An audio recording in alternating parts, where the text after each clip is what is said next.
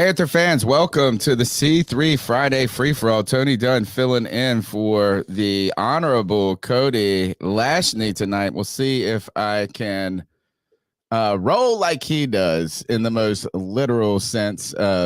Tonight's show, guys, where the Free-For-All, if you guys haven't known, is a place where any Panther fan can come and be a host, a co-host of the C3 Panthers Podcast. Get your thoughts and opinions. You can jump in. We're going to pin a link in the Streamyard in a little while if you want to join.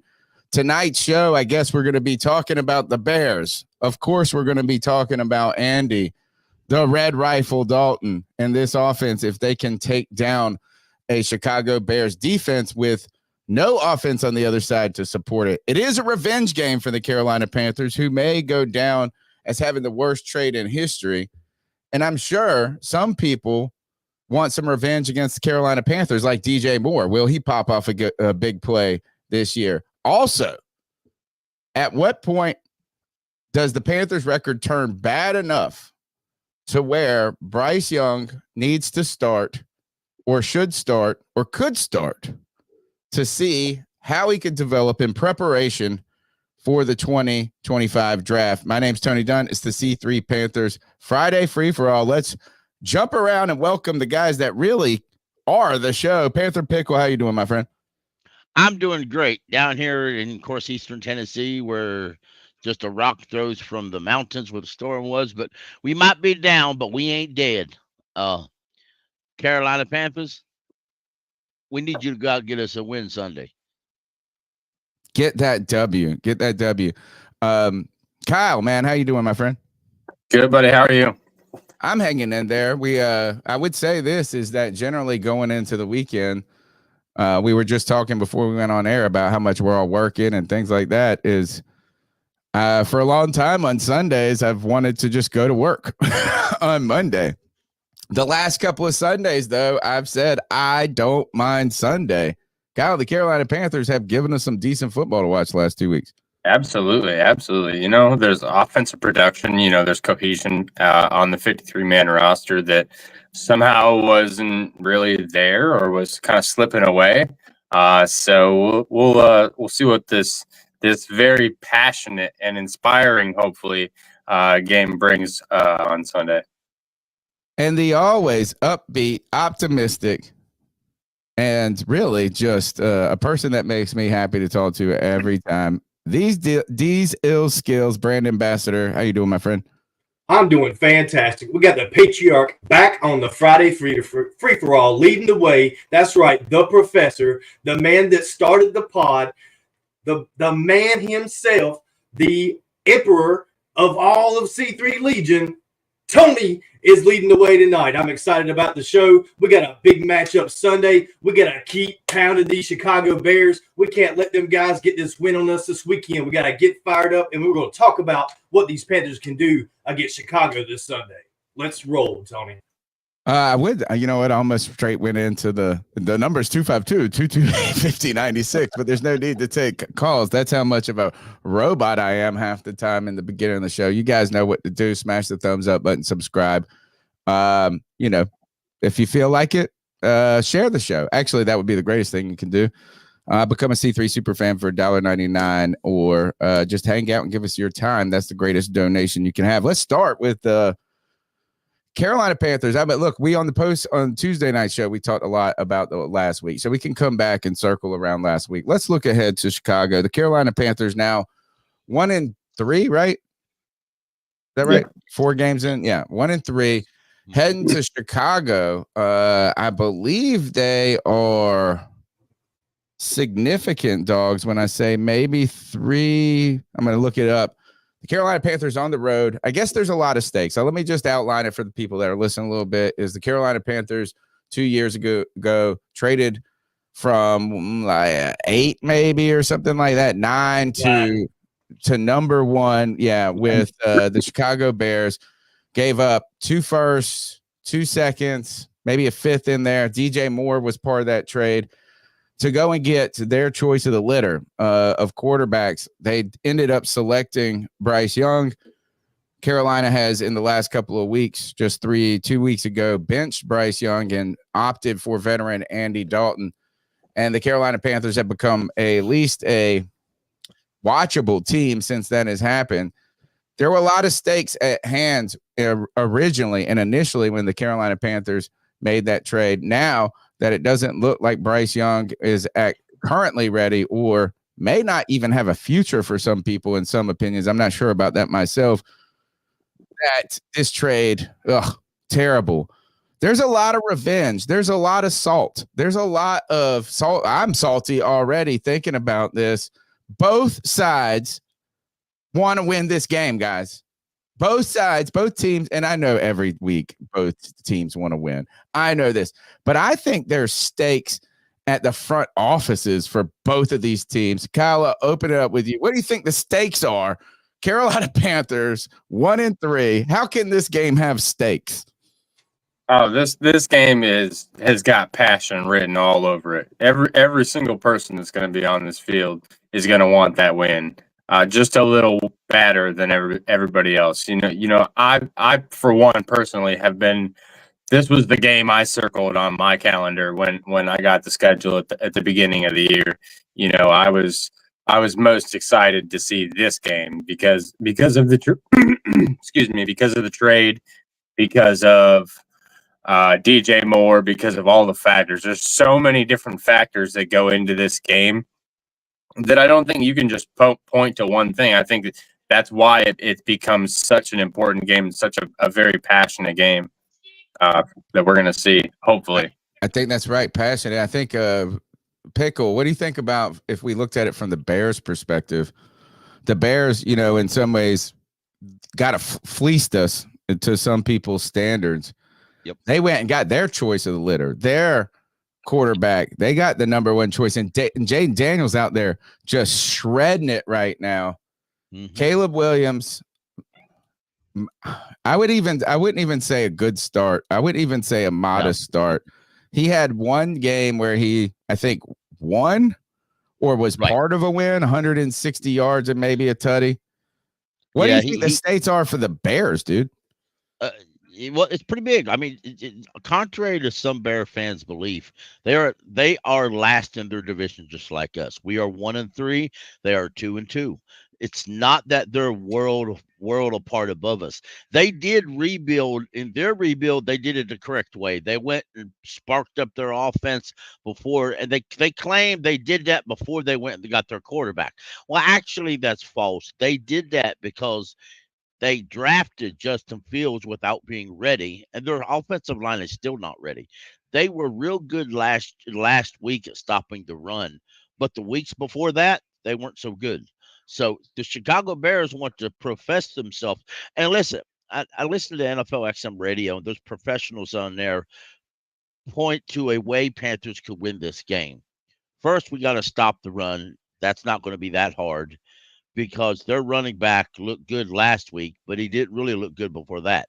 Second of all, we've got to force Caleb Williams to throw deep because he can't do it accurately at all. He's very scared to throw deep. He's leery to throw deep. And I know some folks, some Bear fans in the chat are getting ready to blow me up. Well, y'all, this is Friday Free For All. Panther Pickle got that message. Shut the hell up. Buttercup, it ain't all about you. Hey, is my bastard son here? Is he on the mic? Hey, you're What's not up? Cody. Well, no, I'm not Cody.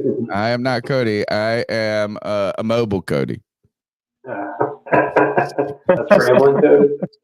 Actually, no, I'm just trying to carry what he. I don't think I can run it as good as him. I think it's going to be too professorial. Well, anyway, Kev, my bastard son. Let's make this really serious by saying, "Hey, bastard son, welcome back." Hey. Dad. I refuse to call you that. What's up? Well, what's up? I want to know what's up with you, man. We got the Bears. Carolina's going on the road to the Chicago Bears. How? What do you think about the stakes? We were kind of just looking at it from the opposite perspective of like what the Bears have in this. Is that really? I mean, like Pickle was saying we're bottom of the divisions, right? But there seems to be some like this is a pride match in a way. Yeah, it's an X match, a Twitter match, basically. Yeah, where we just all bitch on Twitter with each other and make it an important game. The cheapest thing is $200, which is fucking ridiculous. Well, it's Chicago. Carolina, let's just be real. The NFL is not king in Carolina. It's just not. We like to think it is. We wish it was. We like to think it is, but it's not. In Chicago, they still suck, but their tickets are pretty pricey because they sell them. Just like a lot of the other big cities, they are traditionally a football town, so their prices generally don't drop below a certain part. No matter how bad the team sucks, the fans still show up. In Carolina, they don't. There's a lot of people from Ohio and Charlotte, and the games are still kind of cheap. Well, let me ask you this, Kev, is what do you think about Bears favored by 3.5 right now? One is this road game for a bad team, right? So we can say this. It's like, the Carolina Panthers aren't good, haven't won any games, are on the road. The Bears, though, why do you think the money is on the Bears? I mean, I think there is a reason. I mean, obviously, I think home is part of it, but I do think there's some other things to it. I don't know, because I haven't really been watching the Bears. All right, I'll open it up to the forum, guys. What do you guys? Or if you want me to give it away, Deez, why do you think that the money? Well, Andy's never beaten them. He's never beaten the Bears? No, I don't think he's ever beaten the Bears. Damn, I didn't know that. I didn't know that. Yeah, it was one of the. There's 3 teams in the NFL that Andy Dalton hasn't beaten, and the Bears are one of them. Cowboys are one of them. We're 8-4 all time against the Bears, or 4-8 all time against the Bears. I can't remember which one it was, but I can tell you this: if we're able to beat the Bears this Sunday, we'll have the same record. The Bears will be 2-3, and as well, the Panthers will also be 2-3. So to me, this is kind of a paramount game. Now, we were talking about looking at it from the Bears' perspective, and the first thing that pops out to me is how good their defense is. Devondre Sweat has been playing fantastic. He's had sacks in the last 2 games. That's a guy that they brought in that's been able to perform for them. And now we compare that with the Panthers. We brought in Jadeveon Clowney, and he's only got 1 sack this season. And if we extrapolate that out to the end of the year and say, well, over a 4-game span, Clowney was only able to get 1 sack. Well, he's only going to get 4 or 5 for the entire season. So in retrospect, it's looking like that Sweat acquisition by the Bears was a fantastic one, whereas the Panthers only bringing in Clowney wasn't enough. But given the fact that we brought in Clowney to kind of be more of a number 2, maybe Bonham was going to be the guy that was going to draw the double team, but now Clowney's drawing that double team. It really makes you think about what this pass rush could have been with a little healthier roster, or maybe another guy that stepped up a little more on the backside of the roster, like the Ed Harris we saw last week, giving up the big touchdown to Jamar Chase, just not making that tackle. And now he's even questionable going into this game on Sunday, which I don't like that at all. The guy, we brought him in off the couch. He comes into the game. He gives up a big play that goes for a long touchdown, and now he's hurt. He doesn't even look like he's going to play. It looks like wasted money spent by the Panthers there on that signing, albeit it wasn't that much. I mean, we literally got the guy off the couch. But, yeah, the defensive lines and the pressure that we're able to generate is going to be a key factor to this game Sunday, Tom. I can't. This is true. Is this true, Eddie? That the Bears have won 7 straight at home? That can't be. That's impossible. That's not true. No way. No, because they only won fucking 2 games last year, right? Or maybe no, it was the year before. I'm thinking. Wow. If that's the case, that's an interesting thing. I think there's some Bears people in here. I like this. Which, well, welcome guys to the C3 Panthers Friday Free for All. Our Tuesday night show is the flagship show. We're live at 9 p.m., the longest running Panthers podcast. The Friday Free-For-All is a chance to jump in here, chop it up with anybody, with all of us. Come on in if you want to talk about this. GC says, can't wait for the Panthers to give us pick 33. Well, we are. Are there any winless teams in the league right now? Yeah. No, wait a minute. The Bengals won. I think it's the Jags. Oh, the Jags. Yeah, the Jags are winless. I think there's 2 more teams. Tony, I don't mind Chicago Bears coming up and chatting, but I wish they would try to be a little bit educated. Chicago Bears fans are quite actually some of the dumbest fans in the league. Not throwing any shade out there, but there it is. Okay, say that one more time. I said sometimes the Bears fans. And I said that they were some of the dumbest fans in the league, but that's actually wrong. I mean, when you cheer for the Saints and the Falcons and the Bucks, you can't be smart. So, so I need to back up. But the Jags are bad, and I don't think the Panthers are going. I still going to think the Panthers will win at least 5 or 6 games this year. I do not think we're going to be one of the worst teams in the league, and I know there are Panther fans out there don't want to hear this. I don't think we're going to get a top 5 pick. No, I think we're going to be picking right around where we normally pick, somewhere 6 to 9. Right. Exactly. Yeah. 6 to 9. What's Roughly. the numbers? Average. It depends, because by the time you add in teams that tie, then you got to go to strength of schedule. Then you got to go to something else, and so you can't always go by wins and loses. If you have 10 teams that are 6 and 9, there's chances that you will be 10th on that draft board of all them that are 6 and 10. They're 6 and what? No, I'm saying we would get picked between pick 6 and pick 9. Normally, that's normally what we. What if you win end up 4 getting. wins? If you get 4 wins, you get 6. 6 and 9. Yeah. 6 and 9. Okay. All right. Well, I think the reason that the line is favored now, I didn't know the things about I didn't know the Andy Dalton thing. I didn't know if this is the case that the Bears are 1 set, which I don't believe that. Somebody's gonna have to fact check that shit. I don't think so. There's no way. Right now, Maybe Carolina I'm just reading it wrong. I might be reading a comment wrong to something else. You know what I'm saying? So, I mean, I'm just for me, I think the reason the Bears are favored in this game is because their defense has been playing very well this season. Their special teams has been playing very well. And the Carolina Panthers haven't been playing well on those things. Now, how did the Carolina Panthers win on the road against the Bears? And when I say, I mean, you can go big picture, you could go nitty gritty.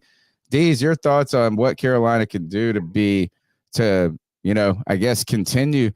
And we didn't even mention that, is that talking about the passion for this game, guys, and the stakes. The Carolina Panthers need to win this game to hurt the draft pick of the Chicago Bears. Right.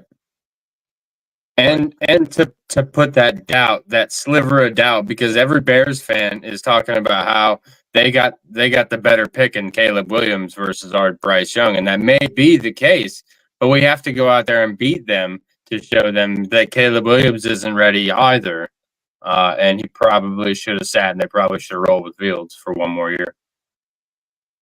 Oh, you think so? Personally, that's what I think. I mean, but I'm of the mindset that every quarterback needs to sit for at least 6 games into the season to understand the speed of the NFL. But you're not going to figure that shit out in training camp. The Steelers have started Justin Fields since day one, since their opening day one season, and they are 3-1. So technically, Justin Fields right now is a better quarterback than Caleb Williams. That's using one stat. He also didn't throw a touchdown for 2 weeks. I'm speaking as a Chicago Bear fan, and that's what they think. When you put your mind in a Chicago Bear, you got to reach to that level. I'm going back to Kyle's point though. Gosh, is this how it always goes, guys? You just bounce around? Yeah, basically, yeah. Okay. Do you think that you say that about, well, I got 2, I mean, it's kind of 2 parts, right? The first part is about what you were saying is the rule, 6 games. Right. Even if it's a number 1 overall pick. The first question I have is, and I'll follow up with my next one because asking 2 questions is weird. Do you think that that position is colored a little bit by what we just went through with Bryce? No, because there's anomalies, there's like highs and lows, like you have your Jaden Daniels, your CJ Strouds, you have your Bryce Youngs, your Caleb Strouds, your Caleb Williams, like you see what I'm saying? Like there's spectrums, there's highs and lows. So like I'm kind of with you though about the 6-game thing or whatever is like I feel like the pressure to start a guy from day one just because they're a high pick is kind of ridiculous, but I'm asking unnecessary. Do you feel more that way because of what happened with Bryce? So I felt that way, to be honest. Like I felt that way last year before we took either Bryce or Stroud. Like I felt, regardless of how ready they were or like how competent they would be in the NFL, I feel like everyone needs to kind of, because the quarterback is the most pivotal point on, position on the court, on the field. So I would feel like that is the position that you kind of ease into the league. You would say you draft to develop your teams. So you would draft a guy not to start in 4th round, 3rd round, all these deeper rounds, but they're going to sit 1 year. And when they come out, hopefully they're good, so like the point I was making before was like, if you put Bryce on the bench and he sits 6 games and then Andy Dalton goes out there and lights it up, there's really no reason for him to come out and the fans aren't screaming to put Bryce on the field. But if you start with Bryce on the field and he dumps, then you have to put Andy Dalton on the field. And now what? So like that was trade him away. We got, I think all the stories just pile on if he doesn't succeed, and it's a whole bunch of unnecessary pressure week 1. Like, yes, he may be capable, but why push the expectation? Why, if the expectation was to just go in there and do your part, which is what Frank Reich said, which is what Canales is saying, if they all just want Bryce to do his part, like, what was the sense in rushing him? What was the sense in putting that, well, you're the number 1 pick, so you have to come in here and deal with less because you're supposed to elevate everybody around you. Like I just disagree with the whole process. Tony, to answer your question, Andy Dalton is 0 for 2 against the Bears. In 2013, the Bengals, while he was quarterback there, he lost 24-21. And in 2017, the Bears beat 33-7. Now, for reference, there's only 4 quarterbacks who have beat every team in their NFL career: Brett Favre, Peyton Manning, Tom Brady, and Drew Brees. So let's be real. This is hyperbole that Bears fans are throwing out there, that they've never beat Andy Dalton. Technically, it's true, but he's only took him on twice. Yeah.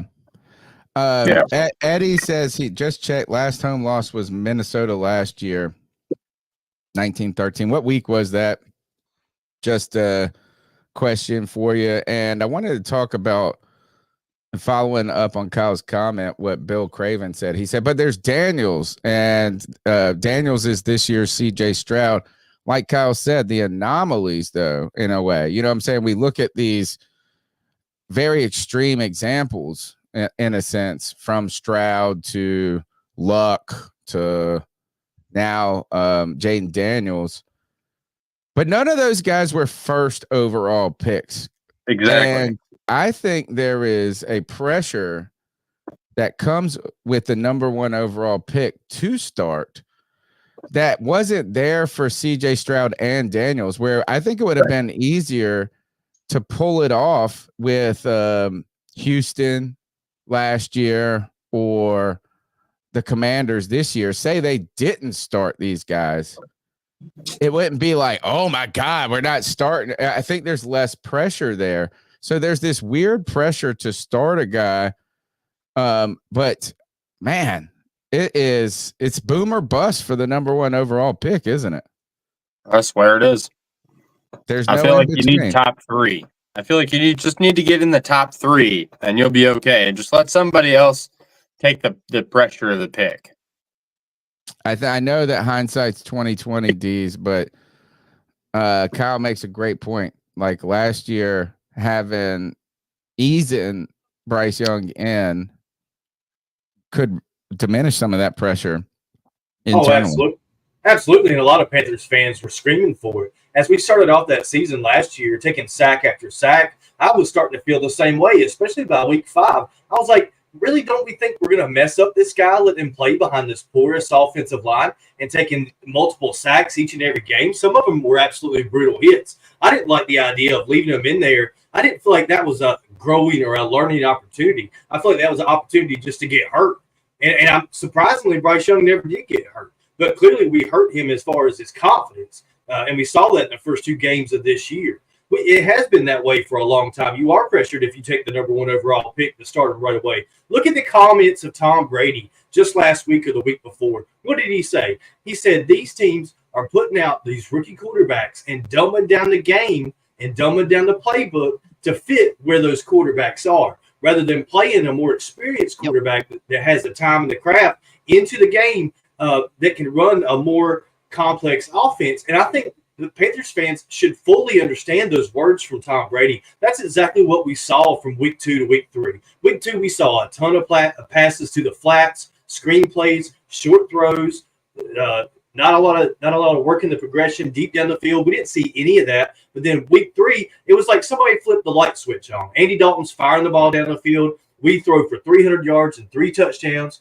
compared to what was Bryce's 84. Bryce had 84 yards week 2, guys. Let me remind you that. We passed for 84 yards, and the very next week we passed for 300 with 3 touchdowns. It seems like Tom Brady knew exactly what he was talking about, Tom.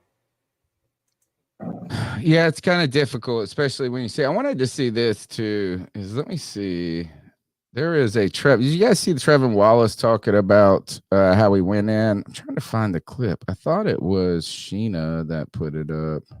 No, I haven't seen that. All right, here it is. All right, here. Let's see this. All right, we're going to play this. And I want you guys to think about the importance, how we've debated about preseason, how much game reps versus practice and all of this. And this is Trevin Wallace, who is not a number 1 overall pick, but kind of found himself in he played an important role. I think this is a clip. Let me make sure. Or not make sure. Let's play it. I think this is him talking about him going in and getting the green dot. How was it? It was good. It was real good. Like, he texted us and like, hey, I'm doing cut up for y'all. Bro, like, thank you. Like, that's a great event right there. So what did he maybe tell you to watch? That I don't think this is the one. Goal line, clean eyes, and he's in strike. There's a clip. I'm gonna find it in a second, but he was talking about how he's basically in there prepared to play special teams, and where that's what he had been playing, I guess, to that point in the game. Shaq goes down, then Josie Jewell gets hurt, and my man finds himself with the green dot calling the defensive plays out there. And he said this. He said, it ain't practice. He said, I did it once in practice. You know what I'm saying? But he's like, in game is not practice. Now, he had not been in repetition with the ones doing that in practice. Right. But this was interesting to me. That guy was like, preseason matters. Right. Definitely. Go ahead. If I can chime on this right here, and it also chimes back to what Tom said and what Deez was saying, is Caleb can hit on the timing stuff because he's practiced the timing issues, but on the off script stuff that he's not practiced a lot of, he's very scattered, and that doesn't mean he's a bad quarterback or going to be a bad quarterback. That means he's green right now. And Bill Cravens was saying the thing that Tom doesn't take into account, coaches don't have the luxury to wait. That's the problem in the NFL. That's what Tom was getting to. We're not allowing coaches to develop talent.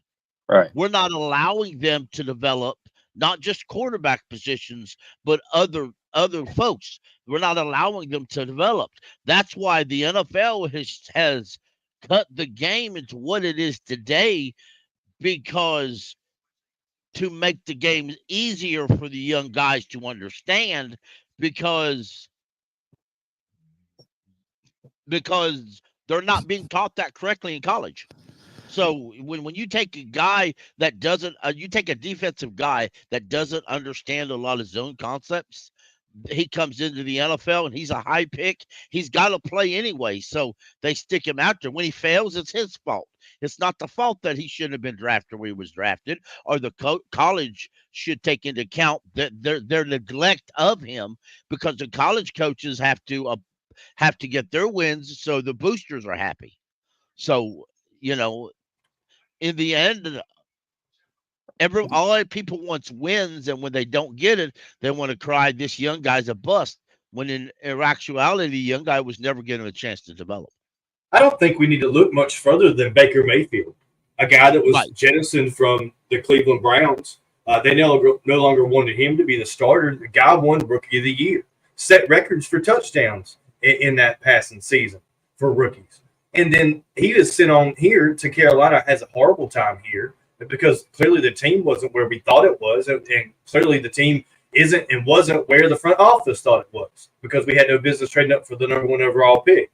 But Baker Mayfield goes on to the Rams, has a great game with only a couple of days of study, and then lands in Tampa Bay, a team that had just formally went to the Super Bowl. He commands that team all the way into the playoffs and makes the Pro Bowl.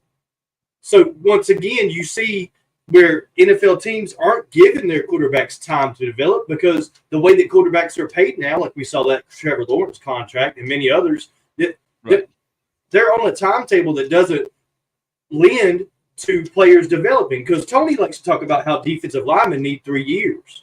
Well, after 3 years, they only got 1 year left on their rookie deal, and then they got the 5th-year option.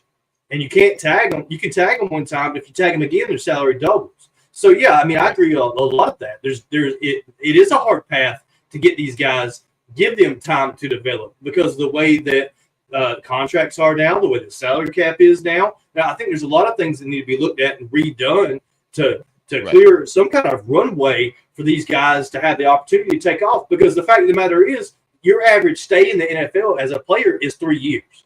So that's not you're not given 3 years to develop. You're given 3 years to be a serviceable starter or a game changer, or you're out of the league. And that's just the reality of the situation now. And I think the NFL needs to make some adjustments so that we can have players on the team longer, and they can and have that opportunity to develop, because not all guys are going to develop at the same rate. We brought up Bo Nix last night in the space, and that makes me think about him again. You know, he had a really rough start the first three games of the season, or 2 games of the season. The Broncos have won the last 2. But he finally threw his first touchdown pass up, I believe, last week. And we're talking about a guy who was in college for 6 years. He had because of COVID, he had a ton of time to grow and develop in college, more so than a lot of quarterbacks in the NFL. But all you have to do is look to a guy like Love there in Green Bay, and you say, well, sitting the quarterback is the right thing. But you can't draft him number 1 overall, Tony, and have him sit. The fans would go crazy. And that's just kind of where we are in this situation. If I could chime in real quick, listening to the NFL XM radio, I was privy to a conversation, that I didn't know existed, and I don't know that a lot of people did. I'm trying to Google it to find information. The Patriots put on their official site. The Panthers are doing this with Jonathan Stewart. They're doing a little bit of podcasting using a former player, and it's really good. They talked to John Beeson this week. Y'all need to listen to that, by the way. But some of the Patriots, older vets, were talking in this podcast, and one of them made a reference to the players in the locker room are getting tired of this Jacoby Brissett scheme going on, and they want Drake May to start to give them wins. Now, that clip of that video on the Patriots site was only on there for less than a day before it was pulled off by, of course, the higher ups to the Patriots. So they ain't getting no wins with Drake May right out the gate. Well, so that's part of the conversation here. So also, it's not just the ownership. A lot of it is older players knowingly that I'm losing and my career is going to suffer because we won't play somebody worth winning. And sometimes it's not the players. Sometimes it's your own teammates that do a younger player dirty, not just the players themselves. Bill Craven Or said this. Bill Craven said you need to have an ownership that can ignore the fan whining and do what's best for the team in the long term. Now, that's a difficult situation because it was our owner that was whining more than us in the fan base in Carolina. But what it does is it does take a giant sack. The brass balls that Tepper has on his desk, not in his pants, in a sense, to have drafted Bryce Young last year and trot out Andy Dalton to start. Right? That takes a lot of guts. But Dave Canales had a lot of guts in sitting Bryce Young. Yeah. Right? So, yeah, I mean, how do you take a job and 4 months into it, you say, hey, the biggest thing that you told me I had to work with, I'm going to sit on the bench. I mean, technically, that is working with them. If you think about it, like, sit and learn. Well, yeah, I mean, and you think about the scout team playing against the first team defense this week in preparation for Caleb Williams, and we have a rookie quarterback that's struggling back there. Shit, we'll be all right. Yeah, we might be more prepared. This is why I said that Carolina had no reason to trade up for a quarterback. They're just not in the right spot for it. No. If you're in the right spot for it, you wouldn't have to beg to have a rookie start. Exactly. Nobody was begging for Mahomes to start over Alex Smith this rookie. Look, if you look at the starting rookies, Kev, that were not like, I guess Stroud might be the one that just came out the gate, right? But a lot of these references to Love, to Kenny Pickett, but rush them out there. To some of these guys where they didn't have to pick. They picked what, Pat Mahomes at like 13, right? Like 15. They traded up at like 15. You know, what did the Commanders? The Commanders picked Jaden Daniels where? Second. Yeah, he's second overall. Jaden Daniels was number 2 overall. Same as Stroud. Yeah. And they didn't trade up. That's why they compared him. I didn't realize he was that high. I thought they were like a top 8 pick. I didn't realize they were that. That's why they're comparing them to Stroud and Bryce, because Caleb was number 1 and he was 2. I think Jaden though, and to kind of not push, but like I think there is one moment you can start the rookie right out the gate, and if it's a guy like Cam who's mobile, and you have weapons around him. I mean, like, Cam could just make it happen. Yeah, Cam's mobility and Jaden Daniels' mobility got him through the first 2 games. I know, but they just don't.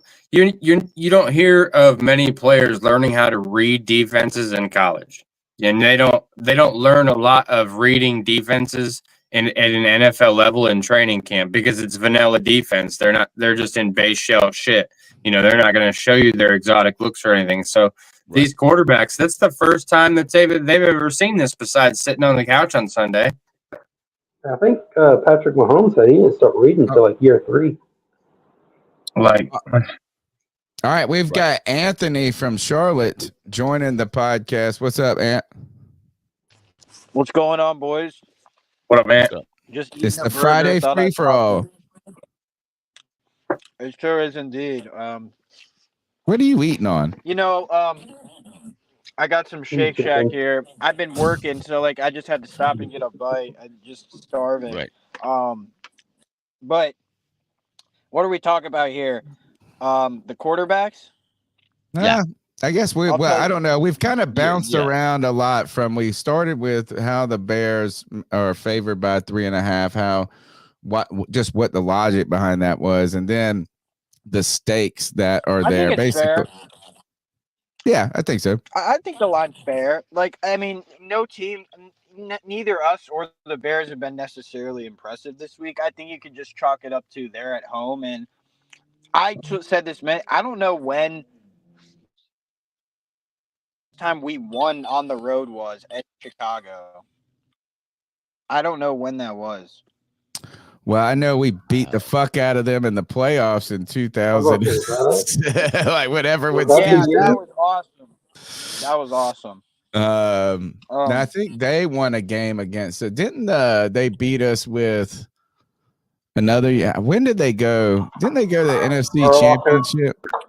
Super Bowl. Rex Grossman. Yep. Hey, Deez, are you there? Deez is not there. Pickle. No, I am. I was trying to look up what you were asking, but yeah, I'm here. Deez, I'm gonna ask you to take over the show for 4 minutes while I go grab a smoke. Yeah, no problem, man. You lead it. Yeah. Go ahead, Pickle. The Panthers are 4-8 all time against the Bears. Carolina is 3-2 at home and 1-6 on the road against the Bears. The Panthers are 1-0 against the Bears all time in the playoffs. 1-6 is bad. Yeah. But I mean, that's just history, and history is often wrong anyway. Yeah. Depending on every situation rolls over almost every 3 years. Exactly. It's earlier you were talking about how Kevin was talking about earlier when we wasn't ready and we shouldn't have drafted Bryce Young. And contrary to some people's belief, I think that the worst thing the Panthers could do is draft a quarterback in the first or second round this year. We don't have the team to support the quarterback. We shouldn't have drafted Bryce Young. We did. We shouldn't be drafting a quarterback this coming season just so some fans can say, golly geez, this is my quarterback. Because that doesn't make you a better team. It's also time to accept that we should just draft like a really good player at just not quarterback position. Yeah. Like just get someone in the building that can instantly help the team. Like one of those dudes. Right. There's viably 10 positions that we have open for a top 10 kind of talent. So I think our chances are pretty good to just pick BPA and just go with that. Hopefully, I definitely agree.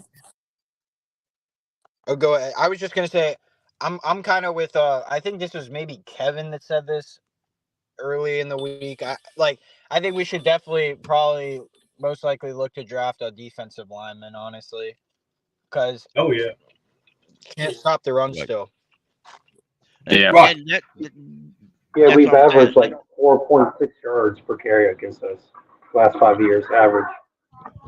Right. To me, we need to draft preferably an end, or as you called it, an edge, or you could go corner.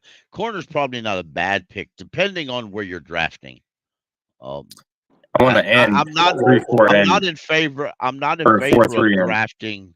I'm not in favor of drafting an inside defensive lineman like a D tackle to put him inside that early. I want to start prepping just in case Evero is on the outs. I want to get players that are versatile that have played in the 3-4 and the 4-3. I would like, to your point, Pickle. I would prefer to get either a 4-3 style end would be what I would be looking for. Exactly. Well, you don't know if these D line. Well, I was thinking about this. Are these D linemen we have that bad, or are they just not up for the scheme? Because Shaq Thompson came from the Saints. He was running a 4-3 his whole career. Yeah. Right. He was. So he was basically running a 4-3 in Tennessee. He's not terrible, but he's a body eater. He just doesn't get to the quarterback. That's what I'm saying. So if you bump him inside and he plays inside, you have a rusher on the outside. In the Saints, he only played 2 downs. He didn't play 3rd downs. So they pulled him out and put somebody inside that could rush. So, and to be honest, you can save a lot of money at the end of this year by releasing Shaq Thompson. I think that's what they're going to do anyway. So, but that's why it's important to see how some of these other guys, because Dee said it the other day. If Peavy's looking pretty good out there, if Peavy's can prove the part in this situation now, then by the end of this year they may move on from Shaq Thompson with the idea of kicking Peavy inside for a year or two. Yeah. So that way, it gives you available time to go find somebody else to draft. Yeah. And just remember, we still have heard Derek Brown coming back next year too. So. Yeah, exactly. So that's why I don't want to draft. I know some folks online were like, "Well, we need to tackle with a first pick." No, we don't. We don't. So, and I would do it if we're going to we have a lot. We have a lot of needs on this team. Drafting a defensive tackle in the first round, unless you're going to stay in a 3-4 and you're going to use him in a different position, then I just don't see where that's logical. Well, I got a question. I got a question for you guys, real quick. Okay. I know we're talking about draft picks for next year, but Kyle brought up an interesting point, and I wanted to explore it a little more and let the chat kind of participate with us on this. If the Panthers finish with a poor season this record, let's say we only win 4 games, do you guys blame Evero or do you guys blame the roster, this defensive roster? Is it Evero's fault that the roster is this bad on defense, or is it just his scheme is bad? I want to know what the chat thinks, and I want to know what you guys think too. It's a little both. I mean, I blame the previous regime for why the roster's so thin. Because I just feel like they missed on some picks. And like I said this from the jump. I wasn't really gonna blame Dan Morgan, or I haven't mentioned their name one time. Like I haven't blamed them for anything that's happened because they were given a hard situation. So that's what I truly believe. But yeah, Evero deserves blame too. Last year he was good with this stuff that he's not good with this year, which is just like he can't really plug these holes and they can't stay plugged. Like it feels like the holes are already open. Like and we're 4 weeks into last this. week. I was just gonna say we're 4 weeks in and we've lost 4 of our more important players. Well, yeah, and one thing I'll look at too involving that is, and I'm known on Twitter anyway of hating on Evero, but here's my concept to that. If you let Evero stay on next year, and I say it that way, when he came here 2 years ago, he signed a 3-year deal, so he'll be entering in the phrase a lame duck coach. So you're going to add players to fit his system, and then if you don't keep him, he's going to walk away after that year, and you're stuck with the players that fit his system. Right. And if you add in players familiar with his system, a lot of his players that we have on this roster now that are familiar with his system suck. I mean, have we really even been getting players that fit the system though? I felt like we were drafting Scott Fuller. I feel like we were drafting players that fit a 3-4 before we even had one in some ways. You're right. Well, we was. Apparently Josie Jewell too. I believe that Marty Herney, the guy we just signed back, Marquise Haynes. When we drafted him, we were in the core. We were in the core of a 4-3 defense. He never fit that 4-3 defense. And even the guy before him, I can't remember, Haley or something like that, he was in the same body frame of Marquise Haynes. He never fit a 4-3. They were 3-4 outside linebackers. Marty was drafting outside linebackers for a 3-4 for a very long time. Yeah. Sounds like the square peg in a round hole, Anthony. Right. Yeah, no, dude, for sure. This year with the defense, it feels kind of like the year where, all that information leaked about Phil Snow and how Derek Brown lost weight. And, like, it kind of feels like that. It feels like these players are just not fit for whatever I was trying to do. But then it's also like, it's just simply just like some positions are just bad. Like, you just got to call a spade a spade. Like, some of the guys just aren't good. Like, and that's ultimately what it comes down to, too. How many backups are we playing right now? Like, how many starters from day one supposed to be starting? I think we're like missing like 60% of the defense or something like that. I mean, that's why it's wild. Like that's especially as their It's best player wild. too. Pieces are missing. It wasn't going to be good anyway. And then now they're playing severely handicapped. Let's welcome in Jake the Snake FU2. Got that Meek It Mill vibe. Oh, that fuck you. Oh, sorry. That's the only Meek Mill song I know. What's up, Jake? Oh man, I'm chilling. How about you boys? We're doing good in here. That's good. But just on the Evero thing though, y'all, I'll be honest with you. If this defense don't improve even just a little bit, I'm not sure he's going to be back here next year. Well, if I can add to that, Jake, Evero, I don't think.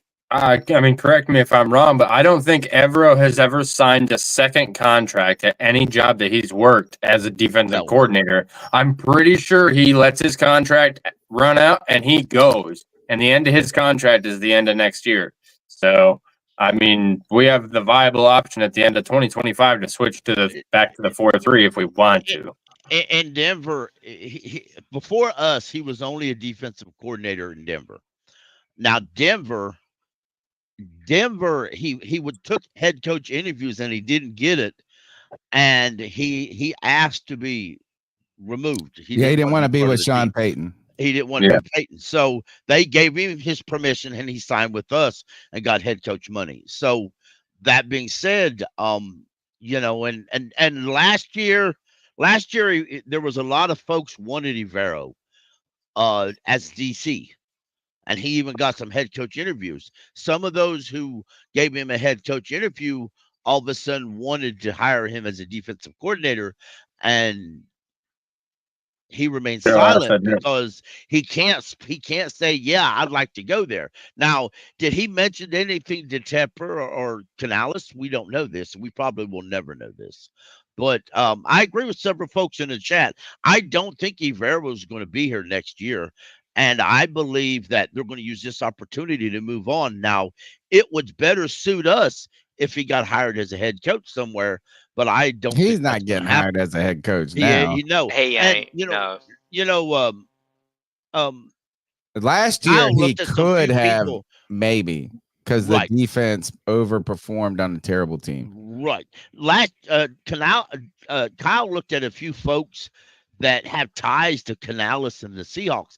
And there's a guy currently on the Panthers roster right now as coach named Todd Walsh. That was a defensive coordinator for Jacksonville. Before that, he was a defensive line coach with the Seahawks.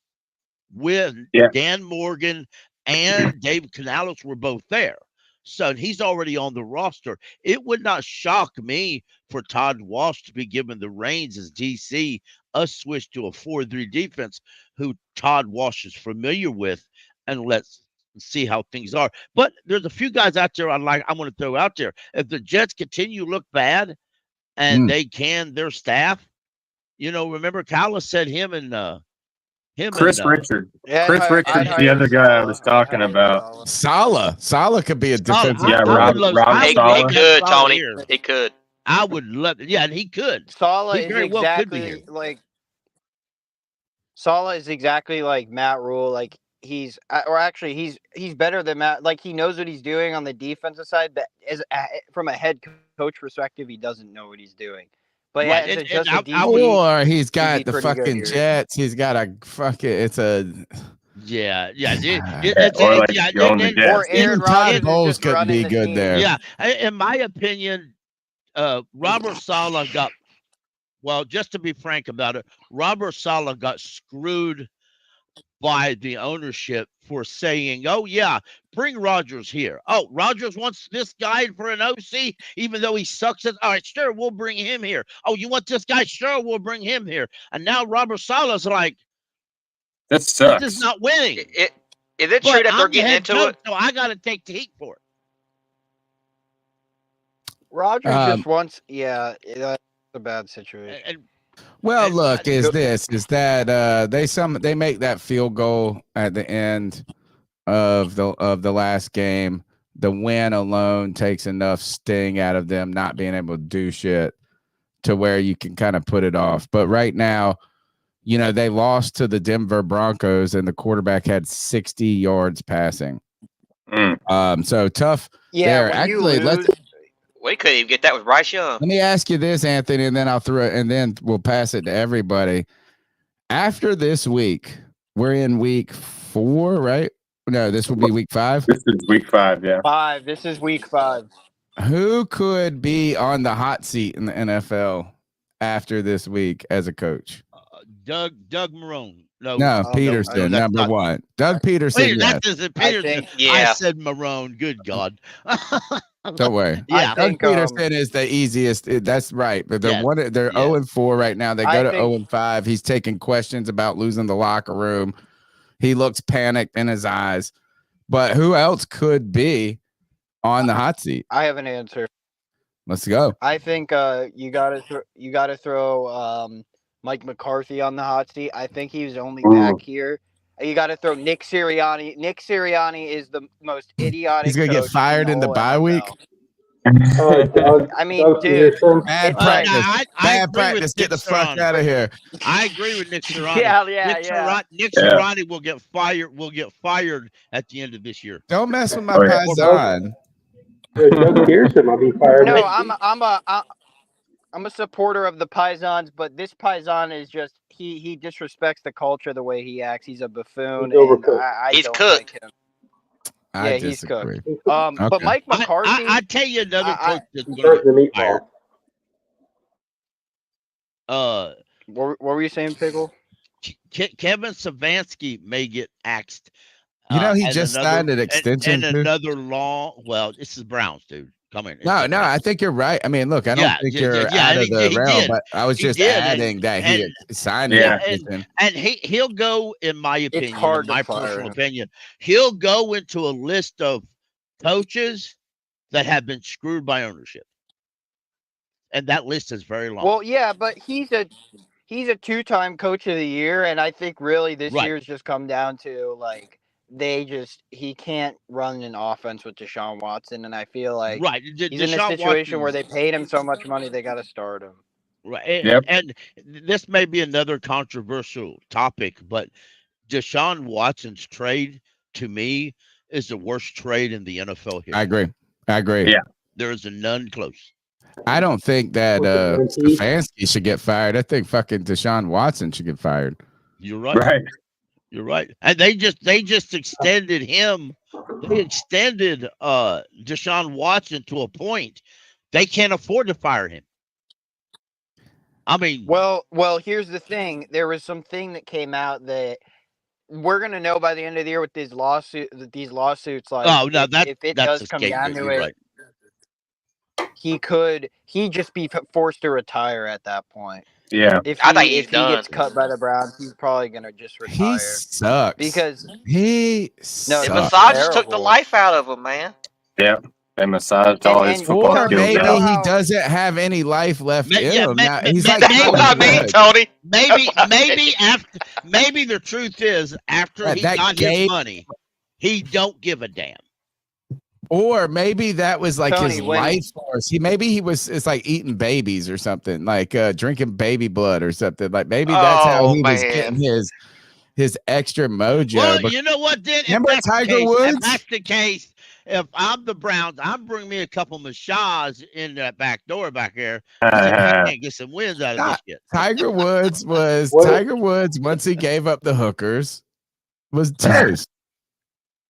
Yes, I'm telling you, he was a beast. Yes, but no, Deshaun Watson he was an addict so much, and I am so right. Tony, do you remember this?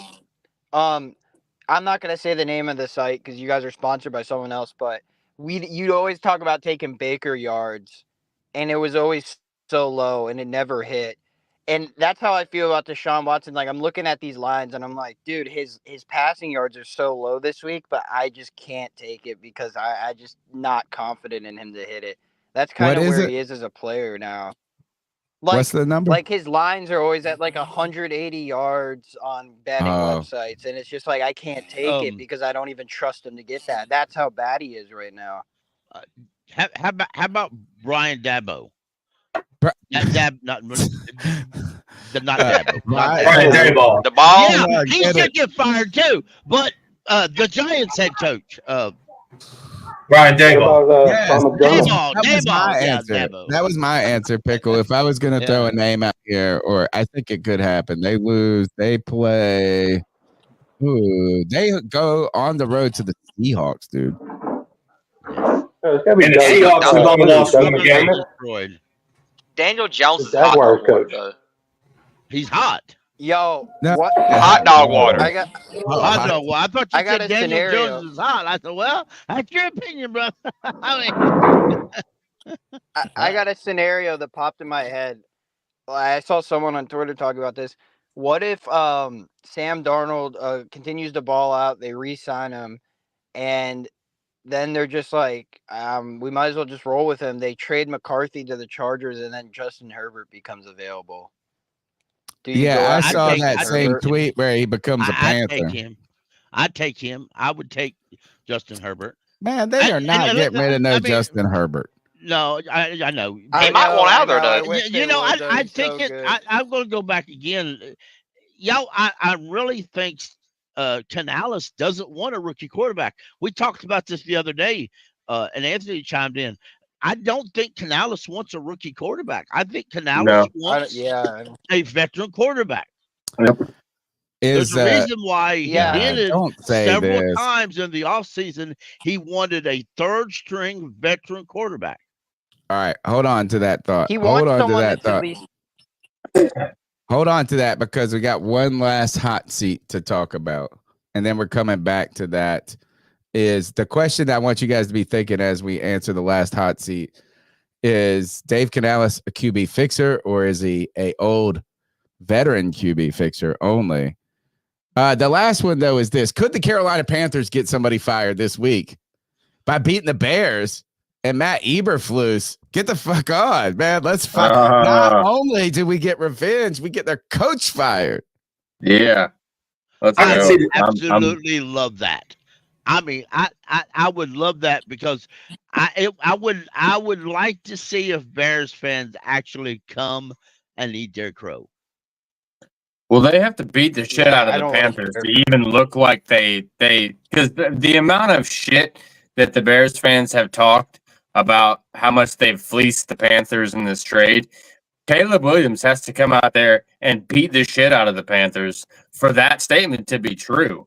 Because if he doesn't, that statement is not true. I mean, we might have traded a lot to get Bryce Young and he didn't turn out, but the viewpoint of looking at it like, oh, well, we got the first round pick and we got the better quarterback. Did you though? So I really feel like that he has to have a big game. Agreed, and it ties a lot. I think it's kind of early. Hold on, Ant. Let Deez finish up. Go ahead, Deez. Yeah, I think it's, and I'll get you right next, buddy. It just ties a lot to expectations, right? We saw with Frank Reich last year, the expectations after trading up to the number 1 overall pick was that this was going to be a viable offense and this was going to be a good team. And it didn't take long, only 11 games, for David Tepper to pull the trigger and say, you know what, this is not meeting our expectations whatsoever. And I feel like the same kind of situation has been set up in Chicago. They have upgraded the defensive side of the ball for sure. The offensive line was supposedly upgraded, as Pickle pointed out earlier. And the weapons given to Caleb Williams is unprecedented in the fans' point of view.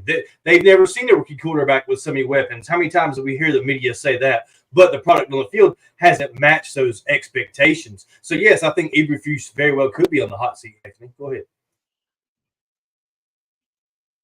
Ant, you're up. No, I was just going to say, like, I see some people talking about this Caleb and Jaden thing being like last year with Bryce and CJ, but I think it's kind of early. I just think I don't like that offensive coordinator they have. He's gotten a lot of negative reviews. And Gino took a step back with him last year after Canales left. But yeah, I do think Jaden's going to end up being better than him. But if we're talking about, Tony asked QB like fixer for the young guy, or I just think Canales, whatever happens this offseason, I'm with Pitt. Like, I don't think they're going to draft a guy. I think you should just take your chances in the QB market. Just look around and see what's there. And if there's a guy that has like 4, 5, 6 years of experience. Maybe just go after him. There's going to be guys available. And I mean, dude, Andy Dalton comes off the couch and he looks pretty damn good. So, like, when talking about can this offense support a rookie quarterback, I think it could in the long term, but I think that if you get a guy that's better than Andy Dalton is, then this offense could even be better. So I think you should just look at a guy that's a veteran that has experience and just go from there. And also, like, this is my last point. I'm sorry I'm rambling on here. I was watching debate or my take yesterday, or with Embrace Debate with Ricky and Cody, and Ricky brought up a great point. Like, what if Canales just told the front office that Bryce wasn't ready? Like, Well, he going didn't into say the that in the season. damn interview. I promise you that. That was not Well- point one of his interview.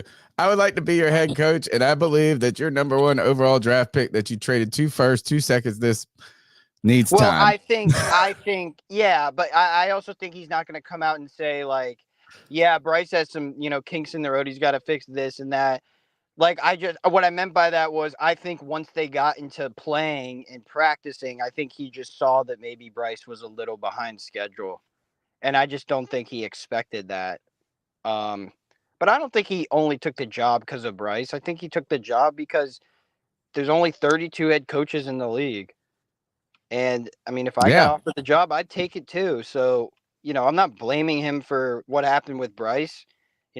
Bryce just needs to own up to a lot of that blame too. So how many times over the past years, I guess, I wish Cody was here for this, having him and I got in a fight over why you should take, if you should take a head coaching job. And he is like, oh, you need to go to a place like, no, or it's usually when they were talking about someone coming to Carolina, like, oh, nobody wants to come to Carolina. Who would want to come to this? Who would want? There's only 32, bro. And you get that head coach money. You get an opportunity to try to do it. And what's the worst case scenario? You go back to being a coordinator. It's like what my father told me out of high school. It's like, go to college. You only can do it once. Like, you never know if you could do something like that again. So just do it. Like, whatever happens, happens. I just think that's kind of the mindset with Canales. Like, and he got a 6-year deal. It's a pretty large contract. So, yeah, I don't blame him for what's happening. But yeah, I'm on team don't draft a quarterback. I think I'm gonna hold off stay off that train for a little bit now, unless some guy, pops off, wins does some crazy things. But and then again, it's such a crapshoot. I was talking about this too. Look at all the quarterback drafts past 4 years. The only surefire hit right now is CJ Stroud. Like, Trevor Lawrence, dude was hyped up to be Jesus. He's not good. You got other dudes that just haven't panned out as well. So it's not like we're not the only team that hasn't not hit on the rookie quarterback since Cam. You look around the league, dudes are just off the team in 2 to 3 years. Even after they get a good contract, because you take Justin or you take Herb, the Eagles quarterback. He was good, made it to a Super Bowl. Everybody's praised him, or deep playoffs anyway. Everybody praised him, gave him a nice big contract. Now he's got a different offensive coordinator, and he was like doo-doo warmed over. So, I mean, he lost his center that he had since a rookie, and he ain't got used to the ones he has now. So, there's quarterbacks out there now, some of them with already established contracts that don't look good right now. So, and it goes to another conversation that they're having around parts of the NFL, that is the high-powered passing offense that the NFL experienced. Are we reverting back to a run-first time in the NFL? Passing yards are down, running yards are up. There is even talk that several NFL teams are starting to relook at the fullback positions in the draft because they want to get back to running the ball, because a lot of it has to do with quarterbacks that are not ready, but they're being thrown out there anyway. Older quarterbacks are getting older, so the running game has a long-standing history of helping out a struggling quarterback. The league is a league. I don't like when it says it's a passing league. It's a Right. You know, like I hate those terms. Well, not hate. That's not right. I'm wary of those terms because it's a win however the fuck you can league. Yeah. You know, so if you can win by Randy Mossing those mugs down the field or Justin Jefferson down the field, then do it. If you can roll over those mugs with a great running game and a defense, then do it. Let's welcome in Christian from Arizona. Christian, welcome to the Friday Free For All. Is Dave Canales a QB fixer, or is he a veteran QB fixer? Bro, I think right now it's too early to tell because I don't think he's ever had a chance to fix or help develop a young quarterback. I think Bryce is the first one. I don't know his history, but he's definitely a QB helper or fixer. But I'd love to see what he could do developing a young guy. And actually, that's what I wanted to kind of come in on and play a little devil's advocate, because I think with all these young quarterbacks failing, there's a lot of talk about, asking the question of did they get the chance to develop? Well, one person's mind, maybe like a Tom Brady, they could sit here and say that no, Bryce didn't get a chance to develop. But you ask a Peyton Manning, and he was saying that some of the best development is actually playing on the field. So I think it's a case-by-case basis. You have to kind of analyze the quarterback you have, the performance they have, like what their issues are, and then some are going to thrive, like a C.J. Stroud or Jaden Daniels, and some are going to struggle. It depends on who's around them. It's not just one thing, is what I'm saying. So for every person who'll say that Bryce should have been benched from day one, you have others that said that being on the field was the best time for him to learn, or the best way. That's what I thought at the moment. I thought you really had no choice at the moment. Yeah, and I don't know, I like going on my little tangents here, so just bear with me for a couple more seconds. But I think that what I've seen in the league right now, just my personal opinion, is that there used to be a pressure to get the young guys started, especially if you're number one overall pick. But what I'm seeing a trend is, and I don't know for sure, I'm just reading the tea leaves, I think teams are comfortable with taking the young guy as almost a marketing tool to sell tickets, sell jerseys, and they're not willing to develop the Jack Plumbers of the world to be starters in year 4 or 3 or 4. That's all. Or 5 and 6. Yeah, and I'd love to see it. I've some of the guys on here, they've heard me say it before. I would love the NFL to come in and say, you guys have to keep 3 quarterbacks on the roster, and by doing that, we're going to expand to 54, and that will help the development of quarterbacks for the future, because the play is just horrible across the league. Not, we have some good ones, but it's just bad for the NFL, I think. I wonder if will that change, guys, as college football continues to pay these guys money, and maybe there's more allure to hang in the college system and maybe not rush out like a Brian Burns did when he was like 20 years old or something. Right. I think that would be the hope. I mean, I would hope to see players stay longer in college if it suits them, if it's better for their development. Just like I was talking about earlier with Bo Nix, a guy that stayed in college for 6 years.